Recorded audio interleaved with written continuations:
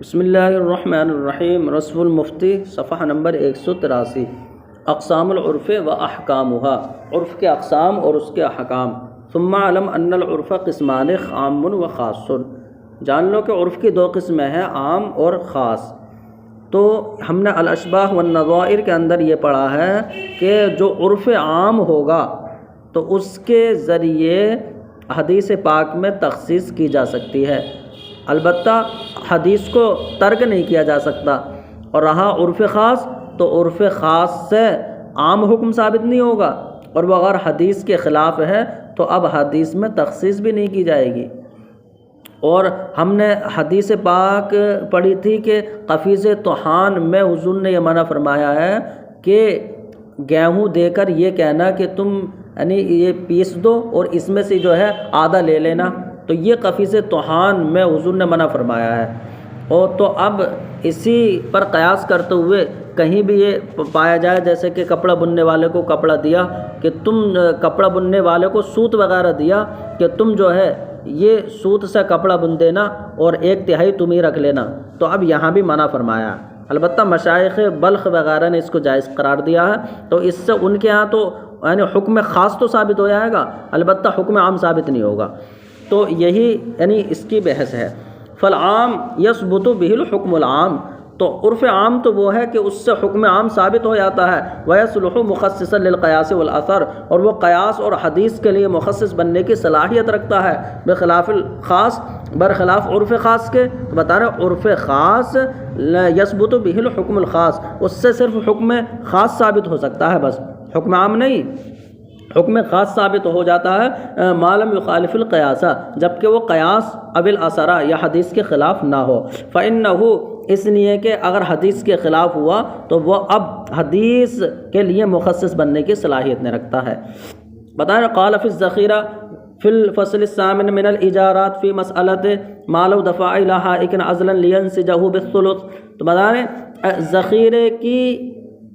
کتاب الاجارات کی 8ویں فصل کے اندر اس مسئلے میں فرمایا کہ ما لو دفع الی حائک، اگر کپڑا بننے والے کو سوت دیا تاکہ وہ اس کو بن دے بالثلاث، 1/3 کے بدلے میں، یعنی اسی میں سے 1/3 لے لینا۔ اور مشائخ بلخ، اور مشائخ بلخ جیسے نصیر ابن یحییٰ، محمد ابن سلمہ وغیرہ، کانوا یجیزون هذه الاجارہ فی الثیاب، کپڑوں میں اس جیسے اجارے کو جائز قرار دیتے تھے۔ وہ کیوں؟ لتعامل اہل بلدہم فی الثیاب، تو کپڑوں میں ان کے یعنی شہر والوں کا عمل ہونے کی وجہ سے، تو کپڑوں میں ان کے شہر والوں کا یہ تعامل اور عرف ہونے کی وجہ سے وہ جائز قرار دیتے تھے۔ تو یہ عرف خاص کی وجہ سے انہی کے یہاں یعنی حکم خاص تو ثابت ہو سکتا ہے۔ والتعامل حجۃ یترک بہ القیاس ویخص بہ الاثر، بتا رہے اور تعامل یعنی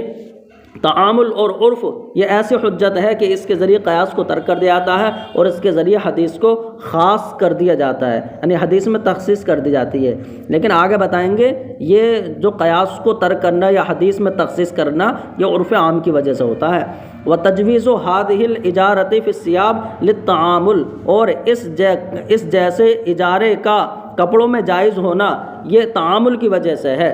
یعنی تعامل کی وجہ سے ہے، بمعنی تخصیص النص الذی ورد فی قفیز الطحان،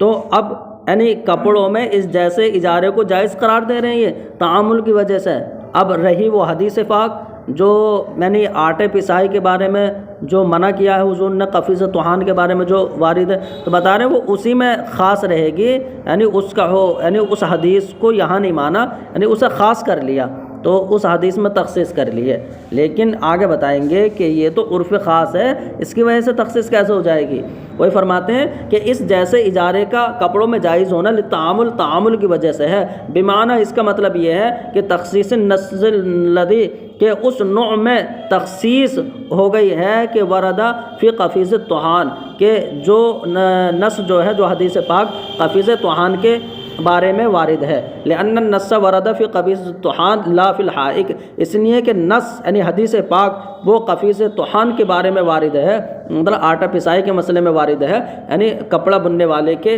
حق میں وارد نہیں ہے۔ اللہ ان الحائک نظیر ہو فیکون واردن فیہ دلالتاً، مگر یہ کہ جو کپڑا بننے والا ہے یہ بھی اس کی نظیر ہے، مطلب کپڑا بننے والا یہ آٹا پیسنے والے کی نظیر ہے، جیسے کپڑا بننے والا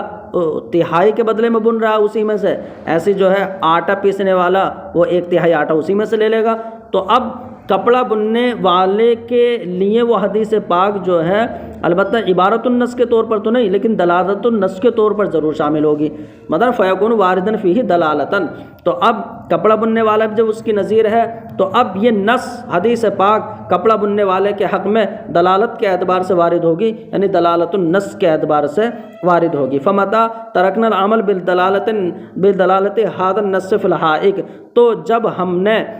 اس نص کی دلالت پر، مطلب اس نص کی دلالت کہاں ہوگی؟ کپڑے بننے والے میں، تو اس نص کی دلالت پر جب ہم نے عمل کرنا چھوڑ دیا فی الحائق کپڑا بننے والے کے حق میں، وعملنا بالنص فی قفیز الطحان، اور ہم نے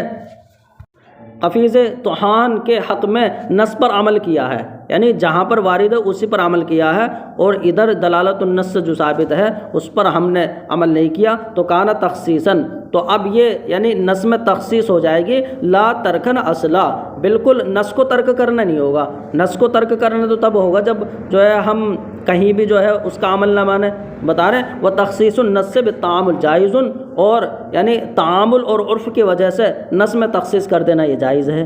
تو اب یہ مشائخ بلخ فرما رہے ہیں اللہ تعالیٰ کہ آپ نہیں دیکھتے ہیں، اب ایک نظیر پیش کرتے ہیں کہ اللہ تعالیٰ کہ آپ نہیں دیکھتے ہیں کہ ان جوزنا الاستثناء للتعامل، کہ استثناء یعنی بے استثناء جو ہوتی ہے کہ آرڈر دے کے یعنی کسی چیز کو بنوانا تو معدوم کی بے ہے لیکن پھر بھی جائز ہے۔ بتا رہے ہیں کہ آپ نہیں دیکھتے ہیں کہ ہم نے بے استثناء کو جائز قرار دیا ہے للتعامل، اور لوگوں کے تعامل اور عرف کی وجہ سے، والاستثناء بیع ما لیس عندہ، حالانکہ استثناء اس چیز کو بیچنا ہے کہ جو انسان کے پاس نہیں ہے، یعنی معدوم کی بے ہے، وانہ منہی عنہ، اور حضور نے معدوم کی بے سے منع فرمایا ہے لیکن پھر بھی ہم نے اسے جائز قرار دیا تعامل کی وجہ سے۔ بتا رہے وتجویز الاستثناء بالتعامل تخصیص منا للنص الذي ورد في النهي عن بيع ما ليس عند الانسان۔ تو آپ دیکھیں حضور نے جو معدوم کی بے سے منع فرمایا ہے، ہم نے اس کو جو ہے بے استثناء کے لیے جو ہے یعنی بے استثناء کے لیے اس پر عمل نہیں کیا ہم نے، اور اس میں تخصیص کر دی، تو جیسے یہاں پر تخصیص کر دی ایسی جو ہے قفیز طحان والے نص میں تخصیص کر دی۔ تو یہ لوگ کہہ رہے ہیں جو مشائخ بلخ ہیں، فرماتے ہیں وتجویز الاستثناء بالتعامل تخصیص منا للنص الذي ورد في النهي عن بيع ما ليس عند الانسان، اور یعنی بے استثناء کا جائز قرار دینا تعامل کی وجہ سے یہ ہماری طرف سے اس نص میں تخصیص پیدا کر دینا ہے کہ جو نص یعنی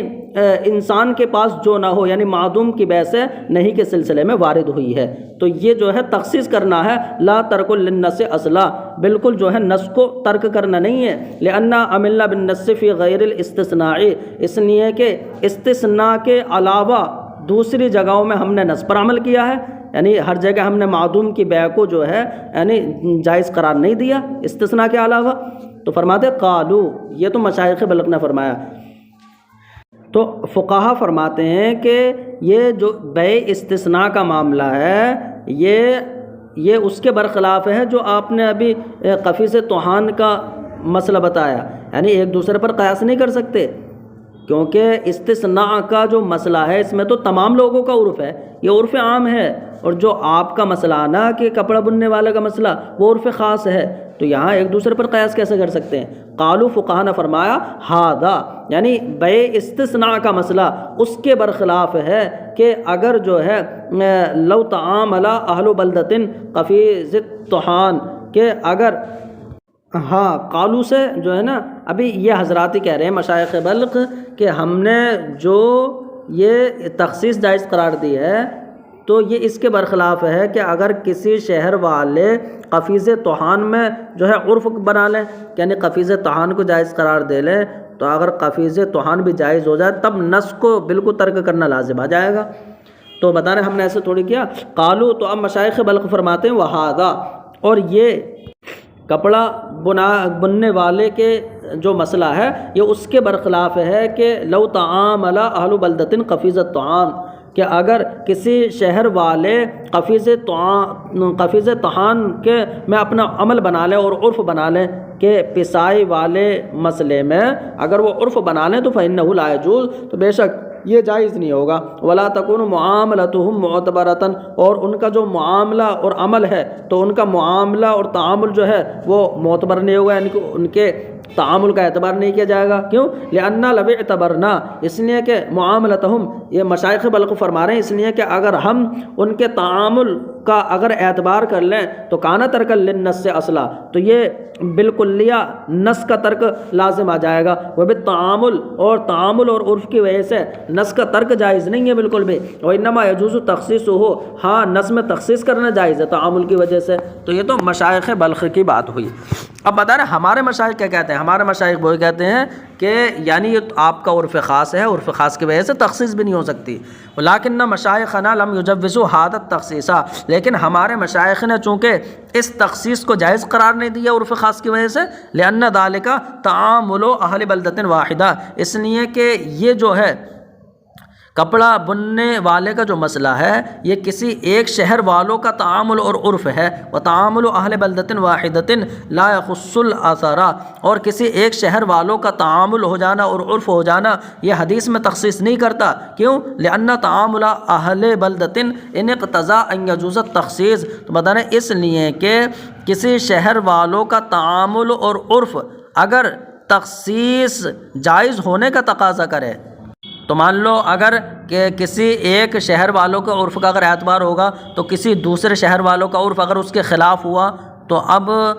دونوں پر پھر عمل ہونا چاہیے۔ تو کیا ایک شہر والے تو کہنے تخصیص جائز ہونی چاہیے، کہنے تخصیص جائز نہیں ہونا چاہیے، اور شک کی وجہ سے پھر تخصیص ہی ثابت نہیں ہوگی، اس لیے عرف خاص کی وجہ سے حدیث میں تخصیص نہیں ہو سکتی ہے۔ فرما رہے لأن تعامل اہل بلدۃ، اس لیے کہ کسی شہر والوں کا تعامل اگر تخصیص کے جائز ہونے کا تقاضا کرے، فَتَرْكُ التَّعَامُلِ مِنْ أَهْلِ بَلْدَةٍ أُخْرَى، اور کسی دوسرے شہر والوں کی طرف سے تعامل کا نہ ہونا یہ یمنع التخصیص، یہ تخصیص کے معنی ہو۔ تو اب بتا رہے یعنی ایک شہر والے تخصیص کر رہے ہو، دوسرے شہر والے کا تعامل نہ ہونا یہ تخصیص کے معنی ہو، تو فلا یثبت التخصیص بالشک، تو اب شک کی وجہ سے تخصیص ثابت نہیں ہوگی، کیونکہ یعنی ایک کے اعتبار سے تو تخصیص ہونی چاہیے اور ایک کے اعتبار سے تعامل نہیں ہے تو وہاں تخصیص نہیں ہونا چاہیے، اس لیے شک کی وجہ سے تخصیص ثابت نہیں ہوگی۔ بخلاف التعامل فی الاستثناء، اب رہی بات کہ آپ نے استثناء پر قیاس کیا، تو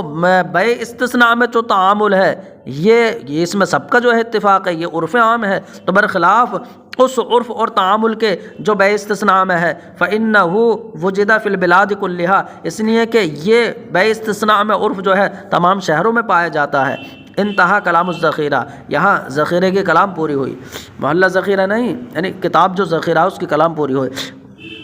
اس کا کلام پورا ہو گیا۔ والحاصل ان العرف العام لا يعتبر اذا لزم منه ترک المنصوص، اب خلاصہ یہ ہے کہ عرف عام کا اعتبار نہیں کیا جائے گا جب کہ اس سے منصوص کا ترک لازم آتا ہو، یعنی جس پر نص کی صراحت ہے تو اگر نص کا ترک لازم ہوتا ہو تو عرف عام کا بھی اعتبار نہیں ہے، عرف عام کا اعتبار تب تک کیا جائے گا جب کہ ترک لازم نہ ہو، ہاں تخصیص جائز ہے۔ وانما يعتبر اذا لزم منه تخصیص النص، ہاں عرف عام کا اعتبار کیا جائے گا جب کہ اس سے نص میں تخصیص لازم آئے صرف۔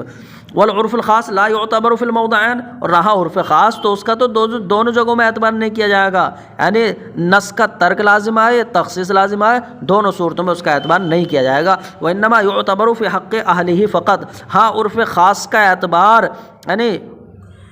صرف اس عرف والوں کے حق میں مانا جائے گا، تو اس عرف والوں کے حق میں عرف خاص کا اعتبار کیا جائے گا، لیکن کب؟ جب کہ یعنی نہ تو ترک نص لازم آ جائے اور نہ تخصیص نص لازم آئے، کچھ لازم نہ آئے، تو بتانے صرف اس عرف والوں کے حق میں عرف خاص کا اعتبار کیا جائے گا اذا لم یلزم منہ ترک النص، جب کہ اس سے نہ تو نص کا ترک لازم آئے اور نہ نص میں تخصیص لازم آئے۔ وَإِنْ خَالَفَ ظاہر الروایہ، اگرچہ ظاہر الروایہ کے خلاف ہو، کیونکہ ظاہر الروایہ اگرچہ کہہ رہی لیکن ان کا خاص لوگوں کا عرف ہے نا، تو اب ان لوگوں کا عرف خود ان کے حق میں معتبر ہو سکتا ہے، تو بتا رہے اگرچہ ظاہر الروایہ کے خلاف ہو۔ وذالک کما فی الالفاظ المتعارفہ فی الایمان والعادۃ الجاریہ فی العقود من بیع و اجارۃ ونحوها، تو بتانے جیسے قسم کے الفاظ ہیں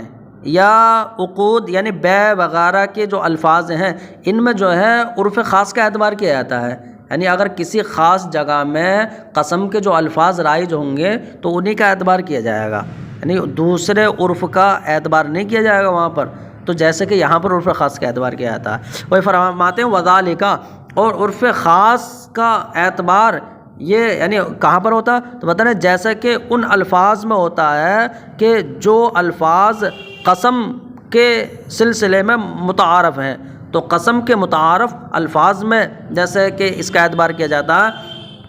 اور یعنی عقود جیسے بیع اجارہ وغیرہ میں عادت جاری ہے کہ یعنی اسی خاص عرف کا اعتبار کیا تھا، فتجری تلک الالفاظ والعقود فی کل بلدۃ علی عادت اہلھا۔ تو آپ بتا رہے ہیں یہ الفاظ قسم اور عقود یعنی بیع وغیرہ کے الفاظ، تو یہ الفاظ قسم اور عقود کے الفاظ یہ ہر شہر میں جاری ہوں گے، یعنی اس شہر والوں کی عادت کے مطابق، وَيُرَادُ مِنْهُ ذَلِكَ الْمُعْتَادُ بَيْنَهُمْ، اور الفاظ قسم اور عقود سے مراد ذالکہ وہی مراد لیا جائے گا جو ان کے درمیان عادت اور عرف کے اعتبار سے ہوگا۔ بتا رہے ان الفاظ سے مراد ذالکہ وہی لیا جائے گا المعتاد بینہم جو ان کے درمیان یعنی عرف ہو، جو ان کے درمیان عادتاً ہو، ویعاملون دون غیرہم بما یقتضیہ ذالکہ من صحت و فساد و تحریم و تحلیل وغیر ذالک۔ تو یہاں بما میں جو ما کا بیان ہے من صحت و فساد ہے، اور یقتضیہ ذالکہ، ذالکہ مطلب عرف، تو اب ترجمہ کرتے ہیں ویعاملون، اور ان کے ساتھ معاملہ کیا جائے گا، دون غیرہم کسی اور کے ساتھ نہیں، صرف انہی کے ساتھ معاملہ کیا جائے گا، بما یعنی ان کے ساتھ ان کے ہی صرف ان کے ساتھ ہی معاملہ کیا جائے گا صحت و فساد یا حرام و حلال وغیرہ کا، کہ جس کا جو ہے عرف چاہتا ہے۔ وَيُعَامَلُونَ دُونَ غَيْرِهِمْ، اور ان کے ساتھ ہی کسی اور کے ساتھ نہیں، یعنی صرف ان کے ساتھ ہی معاملہ کیا جائے گا اس کے مطابق، اس صحت و فساد تحریم و تحلیل کے مطابق کہ جس کو جو ہے عرف چاہتا ہے۔ وَإِن صَرَّحَ الْفُقَهَاءُ بِأَنَّ مُقْتَضَاهُ خِلَافُ مَقْتَضَاهُ الْعُرْفُ، تو بتانا اگرچہ فقہا نے یہ صراحت کر دی ہو کہ ان کا مقتضا یعنی الفاظ قسم یا عقود کا مقتضا، اگرچہ فقہا نے صراحت کی ہو کہ ان کا جو مقتضا ہے وہ عرف کے مقتضا کے خلاف ہے، لیکن پھر بھی عرف کا جو مقتضا ہوگا اس کے اعتبار سے معاملہ کیا جائے گا۔ کیوں؟ کیونکہ جو متکلم ہوتا ہے نا، جب بات کرتا ہے نا یا جب ارادہ کرتا ہے تو وہ اپنے عرف کے اعتبار سے بولتا ہے، لأن المتکلم انما يتکلم علی عرفہ وعادتہ ویقصد ذلک بکلامہ دون ما ارادہ الفقہاء، تو بتا رہے اس لیے کہ متکلم اپنے عرف اور عادت کے مطابق بات کرتا ہے، اور وہ اپنے کلام سے اسی عرف کا قصد کرتا ہے، نہ کہ اس کا کہ جو فقہا کے مراد ہے، تو جس کو فقہا مراد لیتے ہیں اس کا وہ قصد نہیں کرتا، اپنے کلام سے صرف اپنے عرف کا قصد کرتا ہے۔ وَإِنَّمَا يُعَامَلُ كُلُّ أَحَدٍ بِمَا أَرَادَهُ، اور ہر ایک انسان کے ساتھ یعنی اس کے مطابق ہی معاملہ کیا جائے گا کہ جو اس نے ارادہ کیا ہے۔ تو اب یعنی جو اس کی مراد ہے اسی کے اعتبار سے تو معاملہ کیا جائے گا، تو اب اس نے اگر عرف مراد اپنے عرف و عادت کے مطابق جو اس نے مراد لیا اسی کے مطابق جو ہے معاملہ کیا جائے گا۔ والالفاظ العرفیہ حقائق اصطلاحیہ یسیر بها المعنی الاصلی کالمجاز اللغوی، اور بتا رہے ہیں جو عرفی الفاظ ہیں یعنی کسی مان لو قسم کے الفاظ ہیں، تو اب یہ عرفی الفاظ جو ہے حقائق اصلیتن، تو عرفی الفاظ جو ہے وہ اصطلاحی حقیقت ہیں، یعنی اصطلاحی معنی ہیں، تو عرفی الفاظ کے اصطلاحی معانی ہیں کہ جن کی وجہ سے جو معنی اصلی ہوتا ہے نا، یعنی جو معنی اصلی اور لغوی معنی ہوگا حقیقت میں، تو گویا کہ وہ اب مجاز لغوی کی طرح ہو گیا، اور جو عرفی لفظ ہیں تو ان کا جو ہے ایک اصطلاحی معنی بن گیا، تو بتانا ایک اپنا معنی بن جاتا ہے، گویا کہ بتانا عرفی الفاظ کے اصطلاحی معنی ہوتے ہیں کہ جن کی وجہ سے جو اصلی معنی ہے وہ مجاز لغوی کی طرح ہو جاتے ہیں۔ فرماتے ہیں مطلق الکلام فیما بین الناس ینصرف الی المتعارف، تو بتا رہے ہیں لوگوں کے درمیان جو مطلق کلام ہوتے ہیں یعنی تو لوگوں کے آپس میں مطلقاً جو کلام ہے تو اس مطلق کلام کو متعارف کی طرف پھیرا جائے گا جو بھی عرف ہوگا۔ قال فی جامع الفصولین، جامع فصولین میں فرمایا کہ مطلق کلام فیما بین الناس، لوگوں کے درمیان جو مطلق کلام ہے اس کو یعنی متعارف کی طرف پھیرا جائے گا۔ تنبیہ لطیف وفی فتاوی علامہ قاسم، علامہ قاسم کا فتاوی میں یہ ہے کہ التحقیق ان لفظ الواقف والموسی والحالف والنادر وکل عاقد، تو اب وقف کرنے والے کے جو الفاظ ہوں گے یعنی جن الفاظ سے وہ وقف کرے گا، ایسی وصیت کرنے والا جن الفاظ سے وصیت کرے گا، جیسے قسم اٹھانے والا، نظر کرنے والا یا کوئی بھی عقد کرنے والا، تو اب وہ اس کی عادت کے مطابق محمول ہوں گے، اگرچہ لغت کے خلاف بات کرے، یعنی لغت شرع لغت عرب کے موافق ہو یا نہ ہو اس کا کوئی اعتبار نہیں ہے، اس کی عادت اور یعنی کے مطابق ہی ان پر محمول کیا جائے گا، مطلب یہ ہے کہ صرف عرف پر محمول کیا جائے گا۔ فرماتے تحقیق یہ ہے کہ ان لفظ الواقف، کہ واقف اور موسی اور حالف اور نظر ماننے والے کے الفاظ اور ایسے ہر عقد کرنے والے کے الفاظ کو محمول کیا جائے گا علی عادتہ فی خطابہ، یعنی اس کے خطاب اور اس کے کلام میں، یعنی تو اس کے خطاب اور اس کی وہ زبان کے جس کو وہ بول رہا ہے، تو اپنے خطاب اور اپنی جس زبان کو وہ بول رہا ہے اس میں اس کی عادت پر محمول کیا جائے گا۔ فقط لغت العرب، اب چاہیں وہ یعنی لغت عرب کے موافق ہو اور لغت شرع، تو لغت عرب اور لغت شارع کے موافق ہو یا نہ ہو، البتہ عادت کے مطابق اس پہ محمول کیا جائے گا۔ ثم علم، فرماتے ہیں پھر جان لو کہ انی لم ارا من تکلم علی هذه المسألة بما یشفی العلیلہ، کہ میں نے نہیں دیکھا کہ میں نے کسی کو نہیں دیکھا کہ جس نے اس مسئلے پر ایسے گفتگو کی ہو کہ جو بیمار کو شفا دے دے، مطلب بالکل تسلی بخش جو ہے گفتگو کرتے ہوئے میں نے کسی کو نہیں دیکھا اس عرف اور عادت کے مسئلے پر۔ بتانے وکشفھا یحتاج الی زیادۃ و تدمیل، اور اس مسئلے کی تفصیل اور وضاحت جو ہے وہ زیادت و تطویل، یعنی بہت زیادہ بحث کی اور طویل کلام کی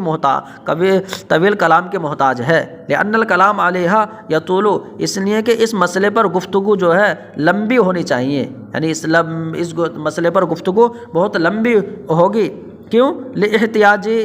الی ذکر فروع و اصول و اجوبۃ عما عسا یقال، بتانا کیونکہ یہ جو اس مسئلہ ہے، کیونکہ یہ مسئلہ محتاج ہے یعنی کہ اس میں بہت سی فروع کا ذکر کیا جائے اور اصول کا ذکر کیا جائے اور ان اعتراض کے جواب عسا یقال، کہ جن اعتراض کے کیے جانے کی امید ہو، تو فرماتے ہیں لاحتیاجہ، کیونکہ یہ مسئلہ محتاج ہے کہ اس میں بہت سی فروع کا ذکر کیا جائے اور اصول کا، اور ان جوابوں کا ذکر کیا جائے کہ جن اعتراض کے کیے جانے کی امید ہو تو ان کے جواب اس میں ذکر کیا جائے۔ توضیح ما بنیا علی ھذا المقال، اور علی ھذا المقال یعنی اس گفتگو اس عرف پر جن مسائل کی بنیاد ہے تو ان مسائل کی پھر توضیح کا محتاج ہے یہ مسئلہ۔ فاختصرت ہناک، تو میں نے یہاں پر اختصار کیا ہے اس پر جو میں نے ذکر کیا، یعنی میں نے صرف اسی پر اختصار کیا ہے۔ ثم اظہرت بعض ما اضمرتہ، پھر یعنی بعض وہ گفتگو اور مسائل کے جو میرے دل میں آئے میں نے ان کو ظاہر کیا ہے فی رسالۃ، اپنے ایک رسالے میں، جعلتھا، کہ جس رسالے کو میں نے یعنی اس شعر کی تشریح کے طور پر لکھا ہے، کہ کون سا شعر؟ جو پیچھے یہ شعر آیا کہ والعرف فی الشرع لہ اعتبار لذا علیہ الحکم قد یدار، کہ عرف شریعت میں عرف کا اعتبار ہے اسی وجہ سے اس پر حکم کا مدار ہے، تو اس شعر کی شرح کے طور پر میں نے اس رسالے کو لکھا ہے۔ وَضَمَّنْتُهَا بَعْدَمَا عَنَيْتُ، اور میں نے اس رسالے میں بعض وہ چیزیں بھی ملا دی ہیں کہ جن کا میں نے ارادہ کیا۔ وَسَمَّيْتُهَا، اور میں نے اس رسالے کا نام رکھا نشر العرف فی بناء بعض الاحکام علی العرف، یعنی تو نشر العرف جو ہے اس رسالے کا نام ہے، یعنی یہ نشر العرف ہے عرف پر مبنی ہونے والے احکام کے سلسلے میں۔ فمن رام زیادت علی ذالک، تو جو انسان اس پر مزید زیادتی کا قصد کرے کہ عرف کے سلسلے میں اور زیادہ طویل گفتگو کو چاہے تو چاہیے کہ وہ اس رسالے کی طرف رجوع کرے۔ فرماتے ہیں لا يجوز العمل بالضعیف الا فی صور، کہ ضعیف قول پر عمل کرنا جائز نہیں ہے سوائے چند صورتوں کے. ولا يجوز بالضعیف العمل ولا به يجاب من جاء يسأل، اور ضعیف قول پر جائز نہیں ہے عمل کرنا، ولا بھی، اور نہ ضعیف قول کے ذریعے جواب دیا جائے گا اس انسان کو کہ جو سائل بن کر آئے، یعنی نہ سائل کو ضعیف قول سے جواب دیا جائے گا. الا لعامل، تو اب ضعیف قول پر عمل جائز نہیں ہے مگر اس عامل کے لیے، تو بتا رہے مگر اس عامل کے لیے لہو ضرورت، ان کے جس کے لیے ضرورت پیش آ جائے، تو جس عامل کے لیے ضرورت پیش آ جائے اس کے لیے جائز ہے. او من لہو معرفت مشہورت،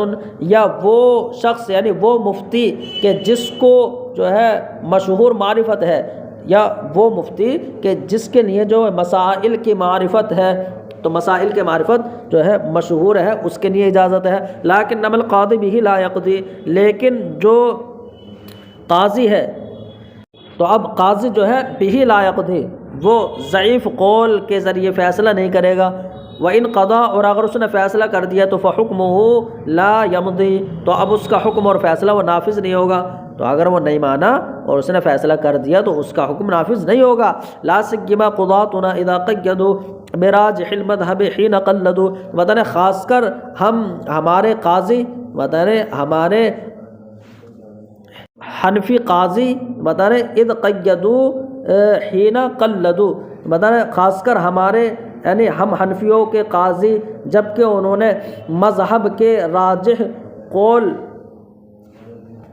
پر عمل کے مقید اور پابند ہیں، بتانے جبکہ وہ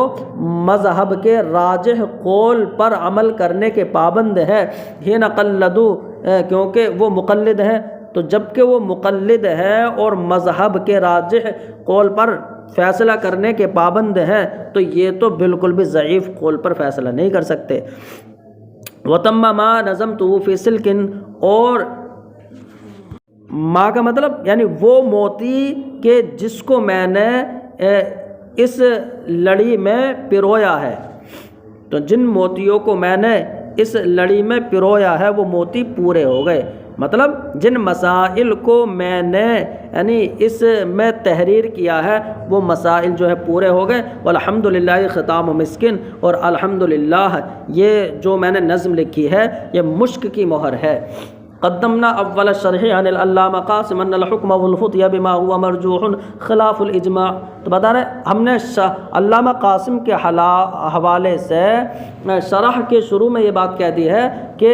مرجوح قول پر فتویٰ دینا اور فیصلہ کرنا یہ خلاف اجماع ہے. وان المرجوح فی مقابلۃ الراجح بمنزلۃ العدم، اور راجح کے مقابلے میں مرجوح یا عدم کے درجے میں ہوتا ہے. والترجیح بغیر مرجح فی المتقابلات، تو متقابلات یعنی وہ اقوال کے جو قوت میں برابر ہیں تو وہ ایک دوسرے کے مقابل ہو گئے، تو ان متقابلات جو اقوال ہیں ان میں جب تک کوئی مرجح نہیں ہوگا بغیر مرجح کے ترجیح نہیں دے سکتے. تو بتا رہے متقابلات میں بغیر مرجح کے ترجیح دینا ممنوع ہے. وَأَنَّ مَنْ يَكْتَفِي بِأَنْ يَكُونَ فَتْوَاهُ أَوْ عَمَلُهُ مُوَافِقًا لِقَوْلٍ أَوْ وَجْهٍ فِي الْمَسْأَلَةِ، تو بتا رہے یہ بھی بات پیچھے آ گئی تھی کہ جو انسان اسی پر اکتفا کر لیتا ہے کہ اس کا فتویٰ یا اس کا عمل مسئلے میں کسی وجہ یا کسی قول کے موافق ہو جائے. وَيَعْمَلُ بِمَا شَاءَ مِنَ الْأَقْوَالِ وَالْوُجُوهِ مِنْ غَيْرِ نَظْرٍ فِي التَّرْجِيحِ، اور وہ ترجیح میں غور و فکر کیے بغیر جس قول یا جس وجہ پر چاہے عمل کر لے، تو آپ بتائیں جس قول پر چاہے اور جس وجہ پر چاہے وہ عمل کر لیتا ہے فقط جہل، تو وہ تو جاہل ہے. وَخَرَقَ الْإِجْمَاعَ، اور وہ اجماع کو توڑنے والا ہے. انتہا بات پوری ہو گئی. بتا رہے وَقَدَّمْنَا هُنَاكَ نَحْوَهُ عَنْ فَتَاوَى الْعَلَّامَةِ ابن حجر، اور بتا رہے اور وہاں ہم نے اس جیسی بات کو علامہ ابن حجر کے فتاوے کے حوالے سے بھی نقل کر دیا تھا. لیکن فیہ ایضاً، لیکن علامہ ابن حجر کے فتاوے میں یہ بھی ہے، یعنی لیکن فیہ، لیکن اس میں یہ بھی بات ہے کہ علامہ سبکی نے من الوقف من فتاوی، اپنے فتاوی کے کتاب الوقف میں فرمایا کہ یجوز تقلید الوجہ الضعیف فی نفس الامر بالنسبۃ للعمل فی حق نفسی لا فی الفتوی والحکم. تو اب یہاں پر یعنی انہوں نے امام سبکی نے فرمایا کہ نفس الامر میں جو ضعیف وجہ ہو، ضعیف قول ہو، تو نفس الامر یعنی حقیقت میں، تو حقیقت میں ضعیف وجہ ضعیف قول کی تقلید کرنا، ضعیف وجہ کی تقلید کرنا جائز ہے بالنسبت للعمل فی حق نفسہ، اپنے نفس کے حق میں یعنی عمل کے اعتبار سے، تو صرف اپنے نفس کے حق میں عمل کے اعتبار سے، صرف اپنے عمل کے اعتبار سے جو ہے تقلید کرنا جائز ہے، لا فی الفتویٰ والحکم، یعنی فتویٰ اور حکم کے اعتبار سے تقلید کرنا جائز نہیں ہے، یعنی خود تو عمل کر سکتا ہے لیکن فتویٰ اور حکم نہیں دے سکتا، یہ بات کہہ دی۔ فقد نقل ابن الصلاح الاجماع علی انہ لا یجوز، اور ابن صلاح نے یہ بھی نقل کیا ہے کہ فتویٰ دینا اور حکم دینا جو ہے ضعیف قول پر، تو ضعیف قول پر فتویٰ دینے اور حکم کے علی انہ لا یجوز، کہ اس کے عدم جواز پر اجماع نقل کیا ہے۔ وقال العلامہ شرمبلالی فی رسالتہ، اور علامہ شرمبلالی نے اپنے رسالہ العقد الفرید فی جواز التقلید میں فرمایا کہ مقتضی مذہب الشافعی کما قالہ السبکی، تو امام شافعی کے مذہب کا بھی مقتضی وہی ہے جو امام سبکی نے فرمایا ہے۔ امام سبکی نے فرمایا کہ ضعیف قول پر خود تو عمل کر سکتا ہے، البتہ فتویٰ اور یعنی فیصلہ نہیں کر سکتا۔ تو بتا رہے مذہب شافعی کا مقتضی بھی امام سبکی کے قول کی طرح ہے، یعنی کیا ہے؟ منع العمل بالقول المرجوح فی القضاء والافتاء، کہ قضاء اور افتاء کے سلسلے میں مرجوح قول پر عمل کرنا ممنوع ہے، دون العمل لنفسہ، خود اپنے نفس کے لیے یعنی خود اپنے لیے عمل جو ہے ممنوع نہیں ہے۔ بتا رہے وہ یہ تو وہ مذہب الحنفیہ، لیکن ہم احناف کا مذہب یہ ہے کہ المنع عن المرجوح حتی لنفسہ، کہ مرجوح قول پر عمل کرنا ممنوع ہے، تو مرجوح قول پر عمل کرنے سے منع کیا گیا ہے، حتی لنفسہ، یا تو خود اپنے لیے عمل کرنے سے بھی جو ہے روکا گیا۔ کیوں؟ لکون المرجوح صار منسوخا، کیونکہ مرجوح جو ہے وہ منسوخ کی طرح ہو گیا۔ تو ہم احناف کا تو یہ ہے کہ اپنے حق میں بھی عمل نہیں کر سکتا۔ اب بتانا قل، تو میں کہوں گا، علامہ ابن عابدین شامی فرماتے ہیں کہ اب اس میں کیا جو ہے تطبیق ہوگی، تو بتانا میں کہوں گا کہ التعلیل بانہ صار منسوخا، کہ پیچھے یہ علت بیان کی ہے نا کہ ہم احناف کا مذہب یہ ہے کہ نہ تو اپنے لیے عمل کر سکتا اور نہ جو ہے حکم اور فتویٰ دے سکتا ہے کیونکہ وہ منسوخ ہو گیا، تو یہ علت بیان کرنا کہ وہ منسوخ ہو گیا، یہ انما یظہر فیما لو کان المسألۃ قولان۔ تو اب علامہ ابن عابدین شامی فرماتے ہیں کہ یہ علت بیان کرنا کہ وہ منسوخ ہو گیا اس لیے خود بھی عمل نہیں کر سکتا اور فتویٰ بھی نہیں دے سکتا، بتا رہے یہ اس صورت میں ظاہر ہوگا کہ اگر کسی مسئلے میں دو قول ہوں، رجع المجتہد عن احدہما، اور مجتہد نے یعنی دو قولوں میں سے کسی ایک سے رجوع کر لیا ہو، او علم تأخر احدہما عن الآخر، یا دو قولوں میں سے کسی ایک کا دوسرے سے مؤخر ہونا معلوم ہو گیا ہو کہ یہ مؤخر ہے، یا ایک سے رجوع کر لیا ہے، تبھی تو ثابت ہوگا کہ پہلا والا منسوخ ہو گیا ہے اور وہ مرجوح ہے، مطلب وَإِلَّا فَلَا، اور اگر یہ یعنی پتہ نہ چلے، مطلب رجوع بھی پتہ نہ چلے اور مؤخر کا علم بھی نہ ہو، تو فلا، تب جو ہے یہ ظاہر نہیں ہوگا کہ وہ منسوخ کی طرح ہو گیا۔ بتانا کما لو فی المسألۃ قول لأبی یوسف و قول محمد، جیسے کہ اگر کسی مسئلے میں امام ابو یوسف کا بھی قول ہے اور امام محمد کا بھی قول ہے، تو دو قول ہو گئے یہاں پر، جب دو قول ہو گئے تو فإنہ لا یظہر فیہ النسخ، تو اب بے شک اس میں کسی بھی قول کا منسوخ ہونا ظاہر نہیں ہوگا۔ تو جیسے امام ابو یوسف اور امام محمد کے الگ الگ قول ہوں کسی مسئلے میں، تو یہاں پر جو ہے کسی کے بھی قول کا منسوخ ہونا جیسے یہاں ظاہر نہیں ہوگا، ایسے ہی اگر کسی مسئلے میں دو قول ہوں اور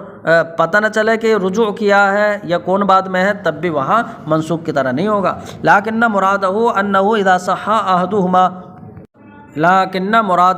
لیکن جو پیچھے یہ بات کہی ہے کہ ہم احناف کا مذہب یہ ہے کہ مرجوح قول پر عمل کرنا ممنوع ہے کیونکہ وہ مرجوح جو ہے منسوخ کے درجے میں ہے، تو مراد یہ ہے کہ انہ اذا صح احدہما، جب دو قول میں سے ایک کی صحت جو ہے ثابت ہو جائے، تو اب صار الآخر بمنزلۃ المنسوخ، تو اب جو دوسرا ہوگا وہ منسوخ کے درجے میں ہو جائے گا، تو اب دوسرا منسوخ کے درجے میں ہو گیا تو وہ مرجوح ہو گیا۔ وہو معنی ما مر، اور یہی مطلب ہے اس کا کہ جو علامہ قاسم کا قول جو گزر گیا کہ مرجوح راجح کے مقابلے میں عدم کے درجے میں ہے، تو اس کا مطلب بھی یہ ہے کہ وہ مرجوح جو ہے وہ منسوخ کے درجے میں ہو گیا۔ ثم ان ما ذکرہ السبکی من جواز العمل بالمرجوح فی حق نفس عند الشافعی۔ تو اب بتا رہے ہیں علامہ قاسم نے تو یہ بات بتائی کہ راجح کے مقابلے میں مرجوح پر عمل کر، مرجوح جو ہے عدم کے درجے میں ہے، وہ مرجوح یعنی جو ضعیف ہے اس پر عمل نہیں ہو سکتا، یہاں تک کہ خود اپنے لیے بھی نہیں کر سکتا۔ تو علامہ قاسم کی اس بات کے خلاف علامہ سبکی نے بات کہی ہے جو امام شافعی کے مذہب میں بھی ہے، بتا رہے ہیں۔ اور جس بات کو امام سبکی نے ذکر کیا ہے یعنی کہ من جواز العمل بالمرجوح فی حق نفس عند الشافعی، یعنی امام شافعی کے نزدیک اپنے نفس کے حق میں مرجوح قول پر عمل کرنا جائز ہے، یعنی ضعیف قول پر عمل کرنا جائز ہے۔ تو بتا رہے یہ جو امام سبکی نے ذکر کیا ہے مخالف لما مر عن العلامۃ قاسم، تو یہ اس کے برخلاف ہے، اس کے خلاف ہے کہ جو علامہ قاسم کے حوالے سے گزرا کہ مرجوح قول پر عمل کرنا یعنی یہ مرجوح جو ہے عدم کے درجے میں، اس لیے اس پر عمل کرنا بالکل جائز نہیں ہے، یعنی ضعیف قول پر عمل کرنا جائز نہیں ہے۔ وقدمنا مثله اول الشرح عن فتاوى ابن حجر من نقل الاجماع على عدم الافتاء والعمل بما شاء من الاقوال۔ اور بتا رہے اور ہم نے علامہ قاسم جیسی بات ہی شرح کے شروع میں فتاوی ابن حجر کے حوالے سے کہی تھی، کیا کہ بات کہی تھی کہ من نقل الاجماع، کہ اجماع نقل کیا گیا ہے، یعنی فتویٰ دینے اور جس قول پر چاہے عمل کے عدم جواز پر، تو اب افتاء کے اور جس قول پر چاہے، تو جس قول پر چاہے عمل کر لینا اور جس پر چاہے فتویٰ دینے کے عدم جواز پر اجماع نقل کیا گیا ہے، تو اس کا مطلب یعنی